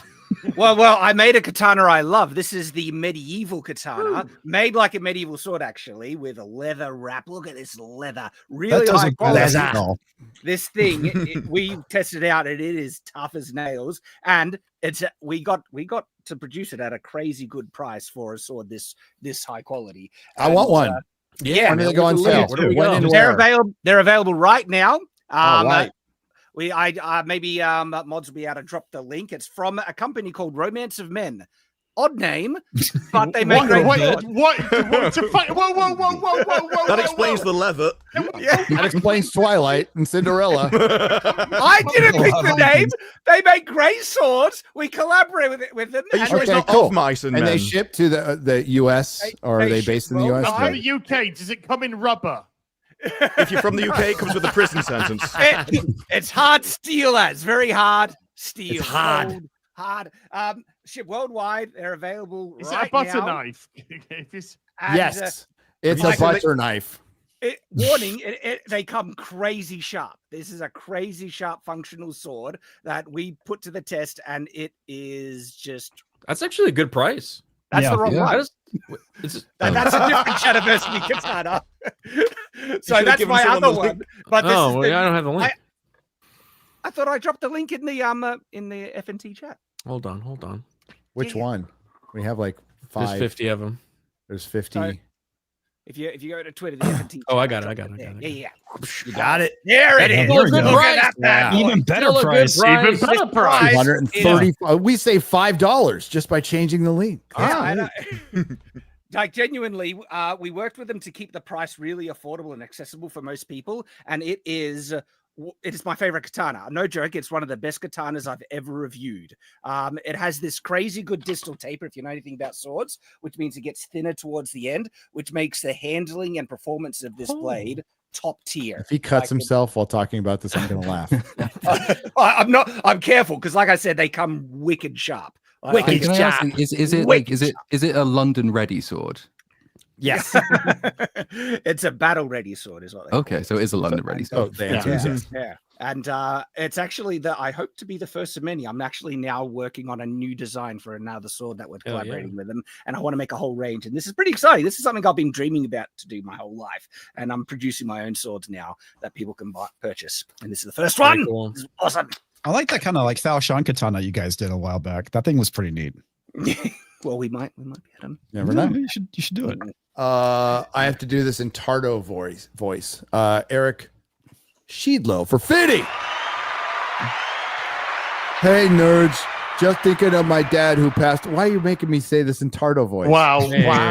Dang. Wow. Just thinking of my dad who passed. Did you get this right, X-Ray Girl? Is there a joke in here somewhere? I'm gonna. Jesus Christ. Just got to barrel ahead. Just going to go through it. Just thinking of my dad who passed away 2 years ago. My hero who served 8 years in the Army, 20 years Air Force. He loved America, its liberty and freedoms. Happy 4th of July and all happy birthday, America. Lock it in, chat. Yay. Hail the fellowship. There's no joke there. That seems like a really sincere message. Hey, retards can be sincere too. God bless. Indeed. Tardo. I'm gonna get a message from X-Ray Girl. She's like, I put that on the wrong one. Sorry. My bad. Hail your dad. Paul Belafort for $50. Thank you. Jurassic World. We appreciate you, Paul. Thank you. Jurassic World lost its old sheen, but it's good. It's on so many screens. The more films that feature such ancient creatures, the more Gary will finally feel seen. That's true. Mm-hmm. I was there. Okay. And the dinosaurs have more feathers. Raider 03 for $62.73. Thank you. Says nothing. Just gives a very specific super chat, which we like. Hey Gary, are you gonna talk on Forbidden Frontier about this object which is coming to the solar system? From the Oumuamua Part 3, actually, yes, we are. We are. There's more of them. The thing is, we can detect them. We have technology that detects them better. It's been happening, but it's still rare. Are we going for a joke with this or? No, I'm just laughing because you said detect. Yeah. I decided not to And interrupt. I'm sober, but interrupt. It's okay. I'm like, is he setting me up for a joke? Because what's happening? To it. But no. Quit dicking around. Tick. But we can detect them more. And Oumuamua was crazy, as you know, because as it passed through the solar system and went around the sun, it sped up. Sped up around the sun. It sped up, which is not supposed to happen. That's so weird. we will be talking about that. They're trying to get a probe or something fired off by 2032 or something to try and catch up with it. Good luck, but I mean, maybe. But the thing is that they just assumed it's like got this elongated shape, right? And it basically, like people were memeing that it looked like the Battlestar Galactica, but rocks aren't supposed to form that way. So that shape is really unusual. There's a bunch of crazy shit about it. That's why the one Harvard scientist said this is obviously some sort of technology. So it's crazy. It's crazy, but another one's on its way. That's the invasion. Hope it kills us all quickly. Again, I hope it's green, not brown. I hope they're bringing back entertainment. Yeah, maybe. If they have ducked Hollywood, yeah, miss them. Be great. Yeah, we need to take. They came by long enough to pick up a signal to watch Ironheart. They're like, yeah, no intelligent life there. Boom. You know what? Let's nuke the planet. It's the only way. It's the only reason we're still alive. They watched that and deemed us not to be a danger. Yeah. And then it recommended She-Hulk to them next, and they're like, oh. We are these people. Reality TV Dude, shows. I hate the fucking Amazon Prime thing where it just rolls into another movie now, and it doesn't match anything you were just watching at all. It's like, what the fuck? Don't be YouTube. We're watching a lot of Babylon 5. It's fucking great. Brent Wolf for $100. Just happy effing birthday, America. Happy birthday, America. Thank you for being a flawed but the greatest country on earth. It's great. Love it here. Birdman 52021 for 50. Oh, by the way, I wasn't paying attention. We'll get back to you, Birdman. Do we still have we don't have the @ symbols in front of the names now. So that's gone. Oh. Yeah, It is gone. back. Yeah. Maybe they changed it back because every fucking YouTuber alive was contacting their partner managers and flooding Team YouTube like, this is shit. We hate it. I think I was live on maybe Sunday or something when You it started off with the @sin and then it changed. It was Monday. So Wow. I was streaming on Monday night, and it's the exact same thing. Like halfway through the stream, it just stopped. It looks You're right. bad. It was Monday. I randomly streamed on Monday. You're right. So Yeah. my partner manager got back to me even though he's on vacation and said it sounds permanent, and it was to as many thought it was to keep people from creating different accounts and stuff.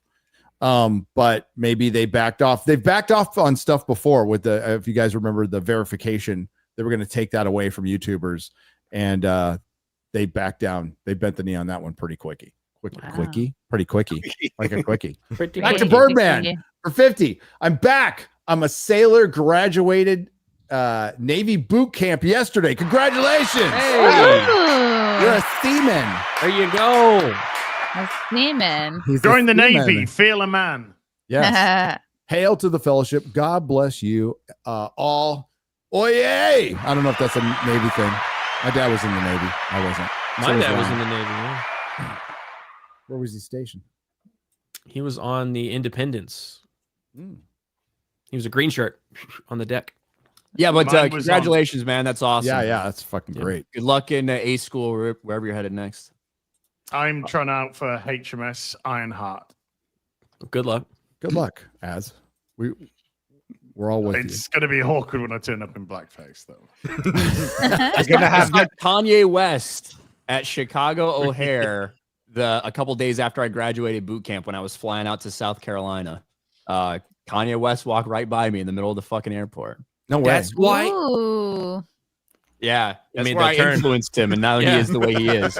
Now we know. I was in my uniform and everything. I was like, oh my god, is that Kanye West? And like started like walking parallel to him, like 20 or 30 feet away. I'm like, I think that's Kanye West. I don't even know what to fucking say. So I just like, yo, Kanye. And he fucking just turned and looked at me. And he had like a couple security guys and some hot chick with him. And I was just like, love your music, man. He's like, yo, thanks, man. And just kept fucking walking as fast Wow. as he could. And he's like, man, I'm starting to think Were you about in your Hughes in a different outfit? way. Yeah, then all this time you can't not be. I don't know.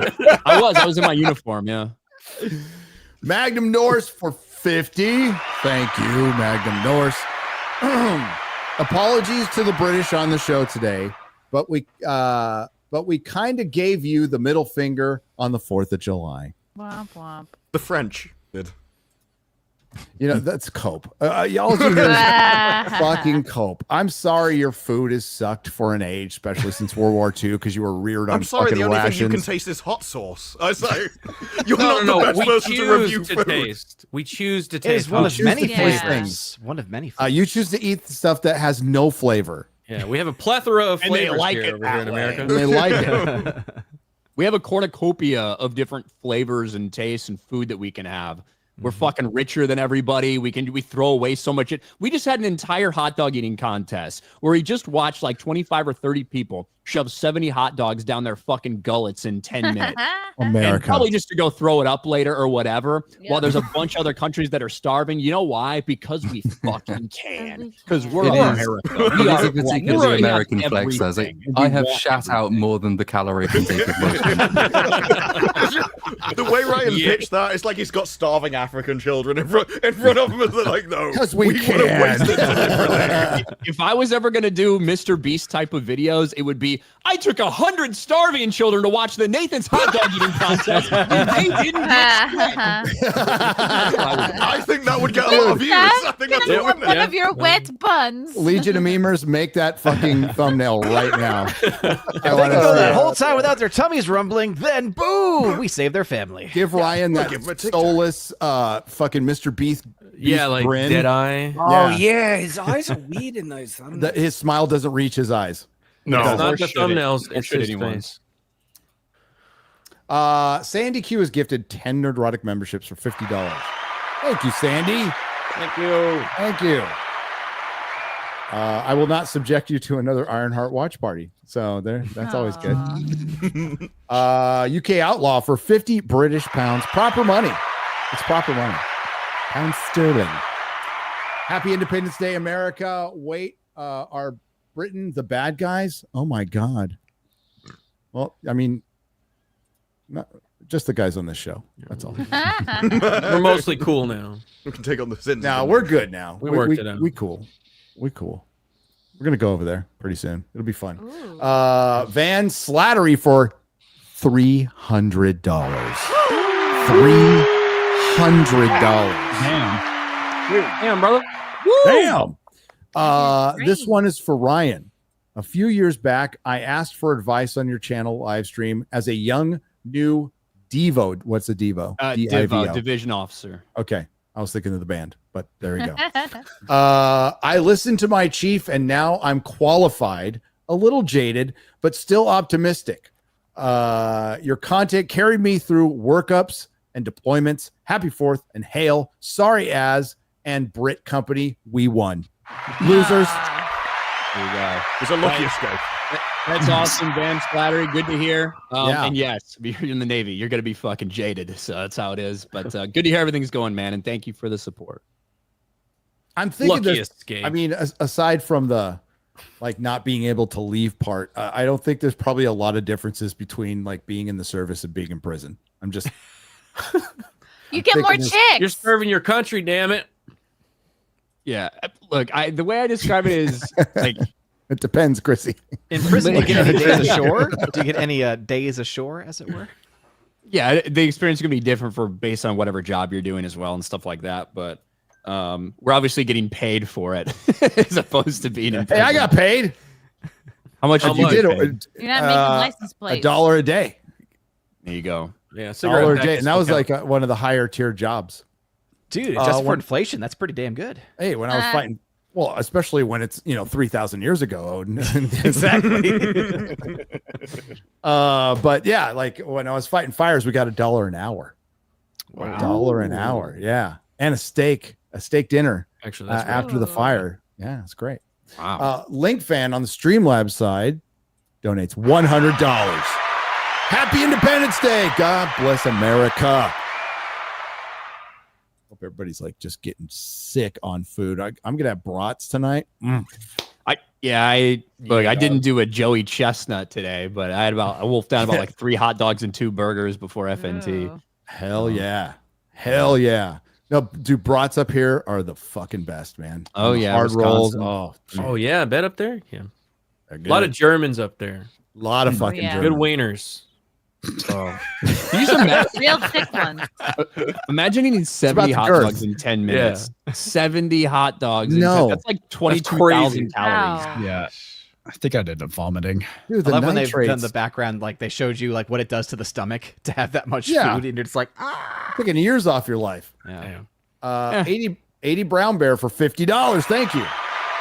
Never seen a story like this. Retard had every opportunity to do the right thing and never entertained the idea. Xavier didn't tell her not to steal when she talked about it, told her good and bad are just a label. Don't remember Spock looting things. Yeah, he compared it to fucking Spock. That was Get Wow. the fuck out of here. Yeah, I don't remember Spock looting anything either. Mm-mm. Ian so forth for 50 British pounds. Ian. The only thing Spock did inappropriately was force a mind meld on a woman. Undiscovered country. They let you do it. They let you do it. They do. Yeah, when you're famous. When you're In famous. Starfleet, Grab them yeah, by if the you're famous. mind. Well, Grab her them by the eyes mind. said no, or she said no, but her eyes said yes. Well, if you get them out there on the Enterprise, and they'll basically do anything you want because of the implication. Ian so forth for 50 British pounds. I promise, Superman loves a cheeky chicken madras. Madras. That's Chicken madras, mate. Fuck my ass mouth. Chicken madras? Cheeky chicken madras? What is that? I don't know. The curry. It's just slop. Yeah, it sounds like a meal. Oh, no wonder you guys know it's fucking Indian shit. It's Curry? India. James Gunn probably had to learn what it was though afterwards. That's all you'll see now is just curry everywhere. Jeff up north has gifted 10 Nerdrotic memberships for 50. Thank you, Jeff. Go check out his channel. He's an explorer. Yeah, going to Egypt with us. See you in Egypt, man. Later this year. How many places do we have left, X-Ray Girl? 6, I think. That's 6 it? tickets. Yeah, That's going to sell out. for sure. We might have less now. DJ for 100.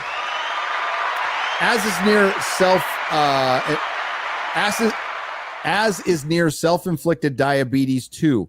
Miss being maxed out for your shit stuff. I would call you a magnificent bastard. You can spell out bastard here. But YouTube won't let you. It won't let you spell out bastard. The fuck? Huh. Wow. So That's mild. weird. And yeah, super chats are weird. Yeah.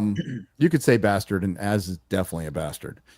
Evil DJ dude on the Streamlabs side for 50. Just hail the fellowship. Happy 4th of July. Shot in the dark, but check out K-pop Demon Hunters on Netflix. What? No. It's an animated movie with a fantastic story and an incredible soundtrack. Is it a K-pop soundtrack? Because By the sounds of the name, yeah. I'm gonna Probably. say no. first movie in a while that gave me goosebumps. I can't recommend it enough. K-pop Demon Hunters.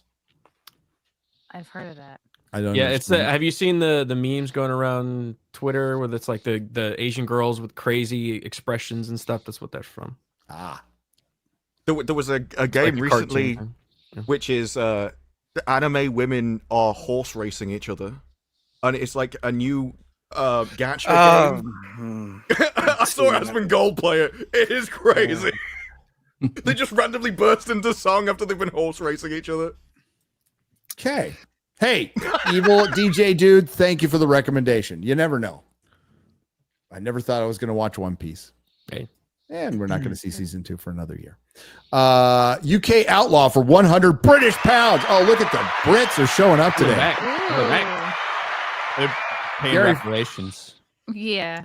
We're showing you how you should be paying them for those wonderful tribes that you stole the land from, who have been killing each other for generations before you came along. Okay, well, next time maybe don't stand in lines while we're shooting at you. Try hiding behind something. Yeah. Are they still technically British at that point? Just asking. Maybe. Mm. Oh, well, You know. what do you know? You can't beat birds. UK Outlaw. Why I made my new sword, taking me Gary. to task, Gary. For fuck's That's why sake, he's get to invented the, weapons. Gary. For fuck's sake, get to the super chats. It's late here in the UK. Not my problem. Oh, wow. British pounds I'm paying. Proper money. Live in America. It won't be late. Thank you, UK Outlaw.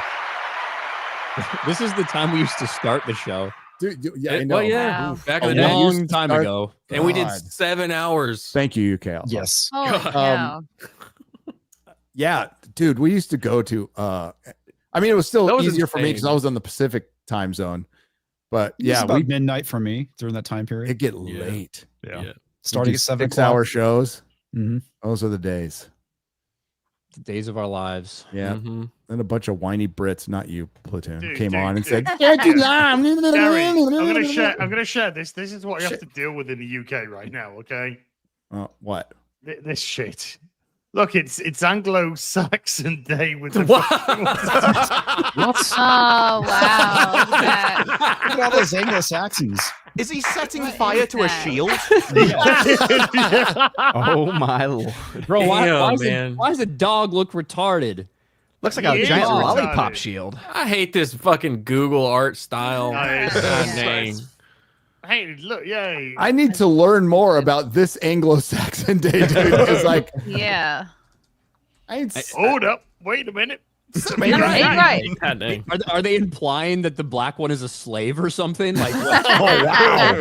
No, because there's a bunch of brown Ah. babies with the white woman, and then there's the trans guy and the dog.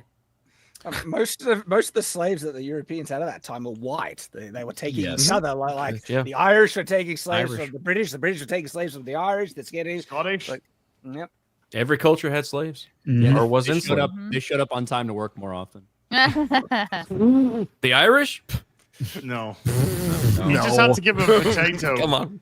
We'll work for a potato. Ian so forth for 50 British pounds. This is when, well, could be multiple points. But it was during Jurassic Park conversation where he says the excellent point from the European homosexual. So Az made a good point. That's good. Which one? Thank you. I just said the word homosexual twice. I don't know what he's talking about.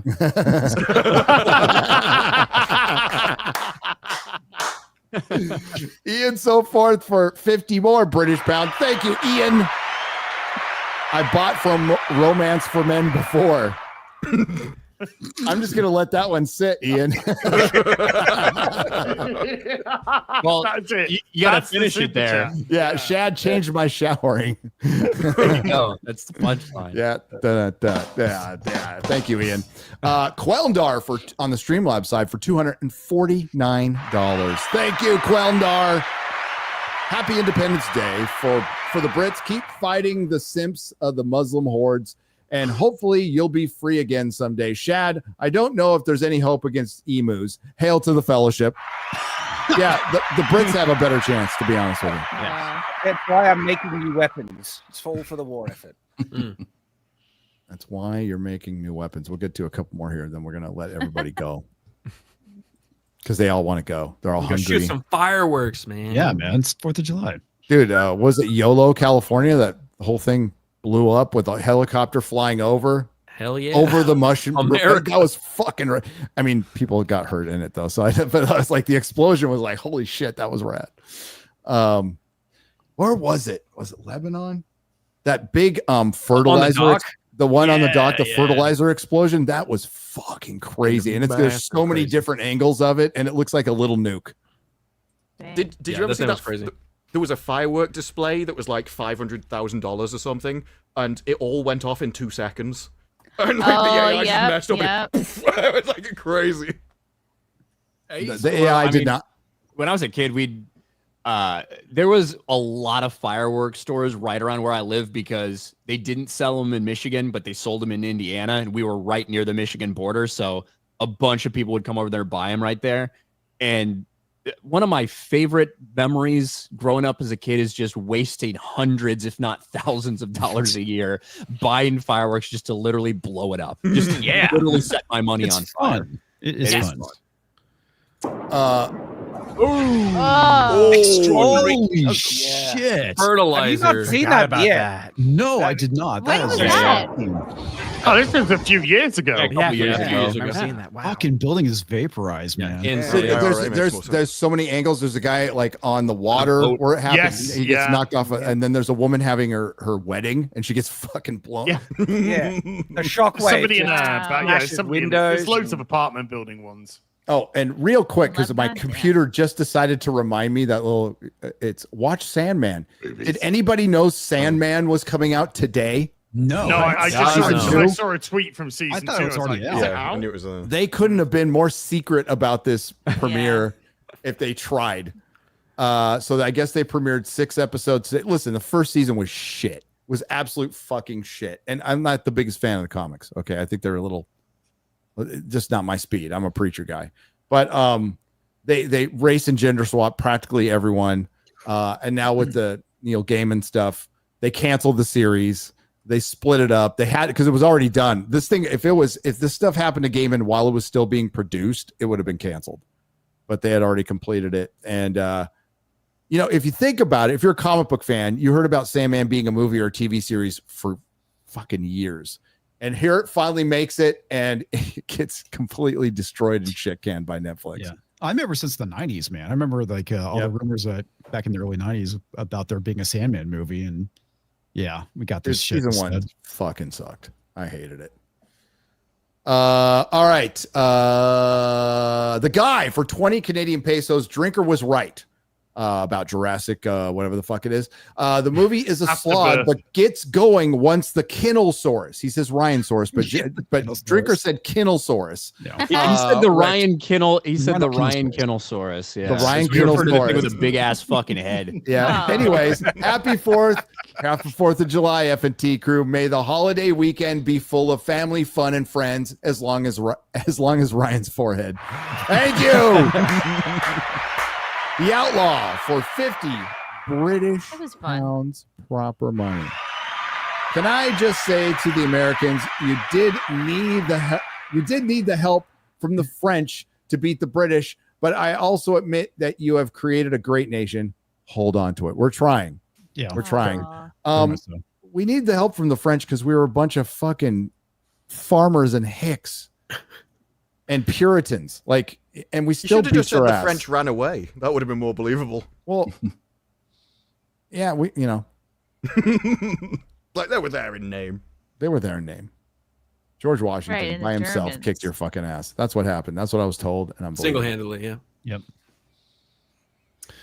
How was work today, and Little Platoon? They don't work. We're never YouTubers. We don't work. Yeah. It worked about as much as I did. Eddie Brock 9043 for $5.99 says, QBG, let's settle this once and for all. Gary and X-Ray Girl, do a poll deciding which Jurassic movie is better, The Lost World or Jurassic Park 3. Let's fucking go. Jurassic Park 3. Yeah. Lost Jurassic World. Park 3. Yeah. Lost World. I liked it. I watched it yesterday. Jurassic Park 3 Jurassic Park 3. Come on. is better than Lost World. I don't know if I saw that one. I need to rewatch Go it. watch but it. It's I good. might agree Is with that the one with the fat redhead? Wait. No, those are the newer ones. No. Lost- That's Jurassic yeah. World. The Lost World, the first half of it, I think is really solid. They've got one of the best scenes in there with the bus going over and them like trying to hang on as it's going down, and like I think that's like a great sequence. The last half of the movie I fucking hate when they head back to San Diego and the dinosaurs loose in San Diego and dog eats shit. a dog and shit. I really hate it. I liked 3 better than 2. Wasn't even San Diego, by the way. Fuck that. Correct, but canonically San Diego. Jurassic World pissing me off though, because it's like, well, we've got this brand new, awesome, amazingly evil, nasty dinosaur. We're going to show how big and bad it is by having it kill a T-Rex, and we're going to give it a ringtone. Okay, that's a choice. It was that one, right? Yep, that's the one. Yes, that's in 3. Yeah. It's got a good family story. All of the Jurassic Park movies start off with like a divorced family and the kids are estranged from their parents and all that Oh, shit. yeah. This one, the Only two parents dinosaurs can bring them together. are estranged from each other and they come together to save their son, and then they do all this stuff and then they're together by the end. And That's a it's good revealed family story. well because it does make a big deal out of it, and then they're like, "Wait, they're together." Like nobody like that before. Practical effects are great. The CGI are great in the movie. There's great. There's a set lot of dumb pieces. shit, It's a lot right? of- The idea that they have like a 3D printed voice box of a fucking Velociraptor that they are somehow able to like. He just fucking Sam Neill just pulls out. He's like, and that means go the fuck away or stay away. I don't know what. Well, they what heard it meant. earlier. They heard it earlier when he was calling for help. I just watched it yesterday. Yeah, but how did he make that fucking sound and they understood what it meant? Maybe they just thought, oh shit, it's retarded. We've got to run away. It's one of us, but it's not. We don't want to catch anything. Yeah. But if you want Jurassic Park just taken down to dinosaurs kill humans, it is very well edited. There is no fluff in it. They just start on the island and everyone dies immediately. Yeah. So it is kind of. I've always liked 3 better than 2. Yeah. The first I do Jurassic think World the first Jurassic World is fine. Like that's how I feel about that one. It's fine. An attempt to like just recreate some of the first one, but bigger. I despise Fallen Kingdom and Dominion. I hate them. At least you have the T-Rex scene. Act. At least you have the T-Rex scene in Jurassic World, right? Like that's my favorite moment is when the old battered T-Rex comes out. Like that's great. That's iconic. Like you can remember that. Everything else from the other ones, it's like, what happened? I get them confused all the time. The entire thing takes place basically in a fucking home. Like in just a big old house in Fallen Kingdom. And that's why I didn't hate this one as much as I hated the previous two, because this one was so shallow with any of the human stuff that was involved. It was almost a non-factor, as opposed to me being pissed off by the human. I think I just despise it like equally, but for like a different reason, because it is that different, right? It's like with Dominion, it's almost more rewatchable because you're trying to figure out what the fuck they thought they were doing with that film. Whereas with this one, it's like you're not thinking about what they're trying to do with the film because they're not trying to do anything with it. Fallen Kingdom is hilarious. It's like, why, little girl, did you let the dinosaurs go and wreak havoc upon the world? Well, they're clones, like me. Oh, okay. Yes, that's a great reason. Little Platoon, can you describe to me why you would invent... I can get why people would invent a dinosaur and try to use it as a weapon. Why would the trigger free be that weapon to be a gun that you point at someone and then pull the trigger? When if you are pointing a gun at someone, you could just pull a normal trigger. Laser-guided velociraptors to fight terrorists. Brilliant. All right, I am being called to a barbecue, so let's get a few more in here. Red Rum said for $19.99 says, "Happy 4th, everybody! America, fuck yeah! Yeah. Yeah. Yeah, I wish I could get to more. Okay. Ryan Kinnell on the Streamlabs side for $10 says, "I never forget what my grandma told me before." Well, I'm sorry. I'll never forget what my granddad told me before he kicked me, before he kicked the bucket. Out of my damn way, you stupid freaking bucket. That's good. Ryan Kittle for $10. I asked Comics if he knew what you called a rude elf in D&D. He was like, I don't know what. I said, a go fuck yourself. A go fuck yourself. Anyway, he didn't laugh, but I thought it was funny. It's now hunting for someone to like. Ryan Kittle for 10 more says, happiness must be like. Stop already. Just stop already. Happiness must be like pissing his yourself. money and move on. Happiness must be like pissing yourself because I haven't felt it since I was 5 years old. Oh, wow. That does sound like I could have sent it. You know, sometimes I just like to stop, take a deep breath, think things over, and take a look deep inside myself in order to find that sex toy I've lost. Oh my God. What the? It's up there after the dead gerbil. Saw an old buddy yesterday. As a joke, I grabbed his hand and made him hit himself as I joked, why are you hiring yourself? Why are you hiring yourself? Stop hitting yourself. Why does it say hiring? I'm so confused. His wife gasped and then hitting yourself. Stop hitting yourself. Thanks, X-Ray girl. Why are you hitting yourself? Stop hitting yourself. His wife grasped and then cried at the funeral director because and asked me to leave. That's fun. Damn. It must be the delivery, Gary, that made you cry. It must be the delivery. Well, it said hiring. I'm gonna read it as it says. I'm fucking Ron Burgundy with this shit. Okay. All right, we're gonna. You know what? Let's just get the fuck out of here. I'm hungry. I'm hungry. We'll get the rest on Monday on Nerdrotic Live at 11 a.m. on. You might have noticed we're still dual streaming here in Rumble. And we'll be dual streaming on Rumble and Nerdrotic Live on Monday. So there you go. Let's go around the horn here. What do you got coming up, Odin? Yeah, check out over at OMB Reviews. No Salty Saturday stream tomorrow. Taking the weekend off for the 4th holiday. And box office breakdown this coming Sunday on geeksandgamers.com. My article goes there. And then OMB Reviews, you can find the video. Excellent. Comics. Well, I'm going to be streaming Stellar Boobs tonight, probably around 9:30, 10 o'clock. That's pretty much it. Happy 4th of July, everyone, and hope you have a great weekend. Excellent. Garrett. Happy 4th of July, everybody. And on my channel, Quarterback Garrett, I am streaming Mad Max this Monday. So come check it out. It was a lot of fun last time. I played for like 7 hours. It's crazy. That game's so good. If you've never played Mad Max, you should play it. It's great. So check it out. Forbidden Frontier on Sundays. Egypt. We're going to Egypt. There's only six spots left. Come with us. Come with us. Yeah. Got a lot of people out there coming with us, so it's going to be cool. Chrissy. Oh, yeah. Simcast is Sunday night, 9 o'clock on my YouTube channel. I got a bunch of stand-up shows coming up. I'll be on Long Island in August, Texas, Ohio, San Diego, Phoenix. So go to my website, chrissymayer.com for tickets. Also, we have a new content house September 3rd through the 7th at Villa Roma in Callicoon, New York. You can get tickets for shows and book a room and come be part of the fun. Good times. Good times. Your mic was popping a little bit. Big, But we got the big. message. Weird. We got the message. Okay. Shad. Wow, we got the Shadowversity Katana. So that's around. And I will be at the Abbey Medieval Festival in Queensland next week. Still intending to be here at FNT because we got Superman to review, and I do not want to miss that. So I'll find a way. I'll find a way to fit that in. And did you guys know that the spear bow is a real thing? That was actually real historical. Really? You shoot spears? No. It's a bow, right? With a spearhead on one end. Oh, at the top. With a top and poke it. And so I got a video on Shadowversity. Yeah. Like, why wouldn't you do that? Yeah, that's smart. Yeah, well, guess what? This is kind of a response to a video Lars Anderson did showing that they found a archaeological preserved Viking bow that has a spearhead on the tip.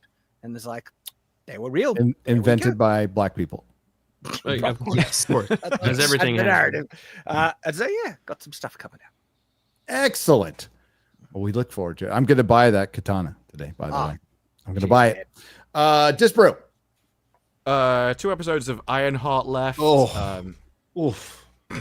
Yeah, it's going to be 2 in 2 days. Pedro, Rachel Zegler appearing out of nowhere and randomly getting pushed by everyone.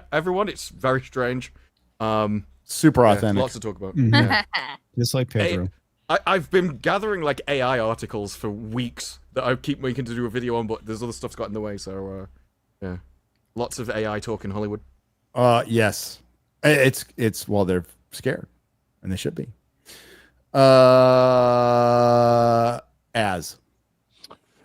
I've got Ironheart 4, 5, and 6 coming over the course of the next few days. Afternoon tea with Az on Sunday, and then Sunday Fun Day, baby. Peak. Saints and Sinners went over 10,000 copies sold. Nice. 10,202 at the minute. We're actually 203 actually. So we're chasing down Yaira 2 to take the third spot of turnover in books this year, and there's still 2 weeks to go. So if we hit that, we're going to start chasing down Isom 3, and if we hit that, we're going to chase down Horseman number 1. So it's doing absolutely amazingly. So please, if you haven't picked up your Saints and Sinners, please do pick up your Saints and Sinners. We're in the final 2 weeks of the campaign. So thank you to absolutely everybody that's been supporting that. Well done, by the way. Well done. Ryan. Just normal stuff. My channel, I stream usually on Sundays and Wednesdays. Ryan Kinnell, RK Outpost. If you're still here and you've been watching me for 3 years now and subscribed, you probably won't. But thank you anyway. Sports Wars on Sundays. Geeks and Gamers daily every Monday, Tuesday, Thursday, and Friday at 11 a.m. Eastern from now until the day I die, which mercifully might not be a long time from now. Won't be long. See. Yeah. But happy 4th of July, everybody. Eat some food, drink some beer, all that good shit. Celebrate your freedom. Yeah. Mhm. And the little platoon. Thank you for having me. Because I know the Americans are very keen to get off and celebrate, I'm going to be nice and I'm going to drag this out as long as I possibly can. I've got Ironheart episode 2, 3, 4, 5, and 6 I've still got to do. Hopefully one of those will be out tomorrow, and then it'll be Jurassic World's Afterbirth, which is going to be coming as well. And I think we're doing that on EFAP tomorrow. And then I have to play Gollum again at some point, probably this weekend. So loads of shit's happening. Wow. You are You're busy. punishing yourself. That's rough. You are busy. And I'm going to be joining you on EFAP a week from Saturday, I believe, for Superman. Good stuff. Yeah. Can't wait to see how amazingly good and awesome that film turns out. Oh. Sorry, excuse me. Oh, you know what? It's gonna. You know what? It will be divisive. I don't think I'm going out on a limb by saying that. It will be divisive. That'll be interesting. I get to see it Tuesday, so I'm going to that fan screening. Yep. How many people do you think are just going to love it no matter what? It could be the biggest steaming top pile of crap, but there'll be just unhinged people say, There's a lot. how dare you criticize it? You reckon there's going to be a lot for this one? A lot. Yeah. James Gunn fans. I think it's going to be all over the place. I think it's going to be extremely divisive. I think there's going to be lovers and haters. I don't know how many people are going to walk out just being like, meh, it was okay. Yeah, I think it's going to be polarizing. It's going to be hate or love. It's going to be that. If Twitter's any indication. Yeah, we'll see. Maybe it'll be great. I hope it is. Yeah, that'd be really cool. I still hope it is. That'd be great. That'd be really, really cool. All right. Well, I'm freaking going home to Texas tomorrow. Yay. After this, Nice. yeah. We got we got half of our shit handled here, but we'll be back in Texas, and I'll be back in time for Forbidden Frontier. And on Monday, I'll talk more about like the future with Rumble, because there is a future now. And and the book next Friday goes on sale. There'll be a lot more talk about that. Whoa. And yeah, Superman's coming out. I can't wait for the Bollywood dance scene. Me neither. In the book? Yeah, me too. Man. In the book? Yeah. Yeah. guys remember There's a when Gary Bollywood Wynn did a dance scene in the whole- book. That's how we ended the book. Doesn't that Yeah. like every Bollywood movie end with a dance scene or something like that? Or Is that By the what way, you so we got released from prison on the same day? Just did a big dance scene, like I strutted and danced and tippy-toed and tiptoed on my tulips right out that fucking prison. Yep. I went Also, straight to X-Ray Denny's. Girl. It had fucking a Denver omelet at Denny's, and it was the best Aw. food I've ever tasted. Also, X-Ray Girl wants to make sure you get the last super chat. Oh. Where is it? Hang on. I got to pull it back up I think again. it's on your list. It's on my.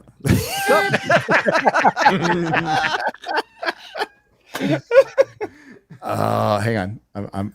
I'm getting there. Oh my WG. I'm sorry. Are we keeping the Brits a little bit longer? You know, let's go a little bit longer. Fuck it. Enjoy your I don't care. Independence Day. No. It's already tomorrow for me. God bless America. Oh my god. Fucking losers. Get over it. America doesn't even WG is exist at the gifted 50. Happy Independence Day. Thank you, WG, on the Streamlabs side. Great seeing you at Cosmic Summit. That was tons of fun. Thank you, X-Ray Girl. Thanks to everyone who left a super chat donation. Again, they will be read on a Square Up on Monday, Nerdrotic Live, and Rumble, 11 a.m. Central from Texas. Back in my office that has been fucking tainted by my nerdy home who built a... You know, I'm going to have to burn it now. I'm going to have to fucking burn it. She continues to desecrate your stuff with Twilight. It's hilarious. It's absolutely hilarious. But yeah, the last day in that studio before I have to disinfect it. And thanks to the Modrotics. Thanks to everyone who left super chat donation. Thanks to everyone, all the lurkers, everybody who participated. Happy 4th of July, America, and the rest of the world, because you know what? You should be celebrating it too, because we're that fucking awesome. So go ahead and barbecue your bangers. Can you barbecue bangers and mash? You can try. They're just sausages. You couldn't. Yeah, you could throw them on a. That'd be Okay. horrific. Come on, a little hibachi. There you go. And we'll see you next time. Ciao, everybody. Bye.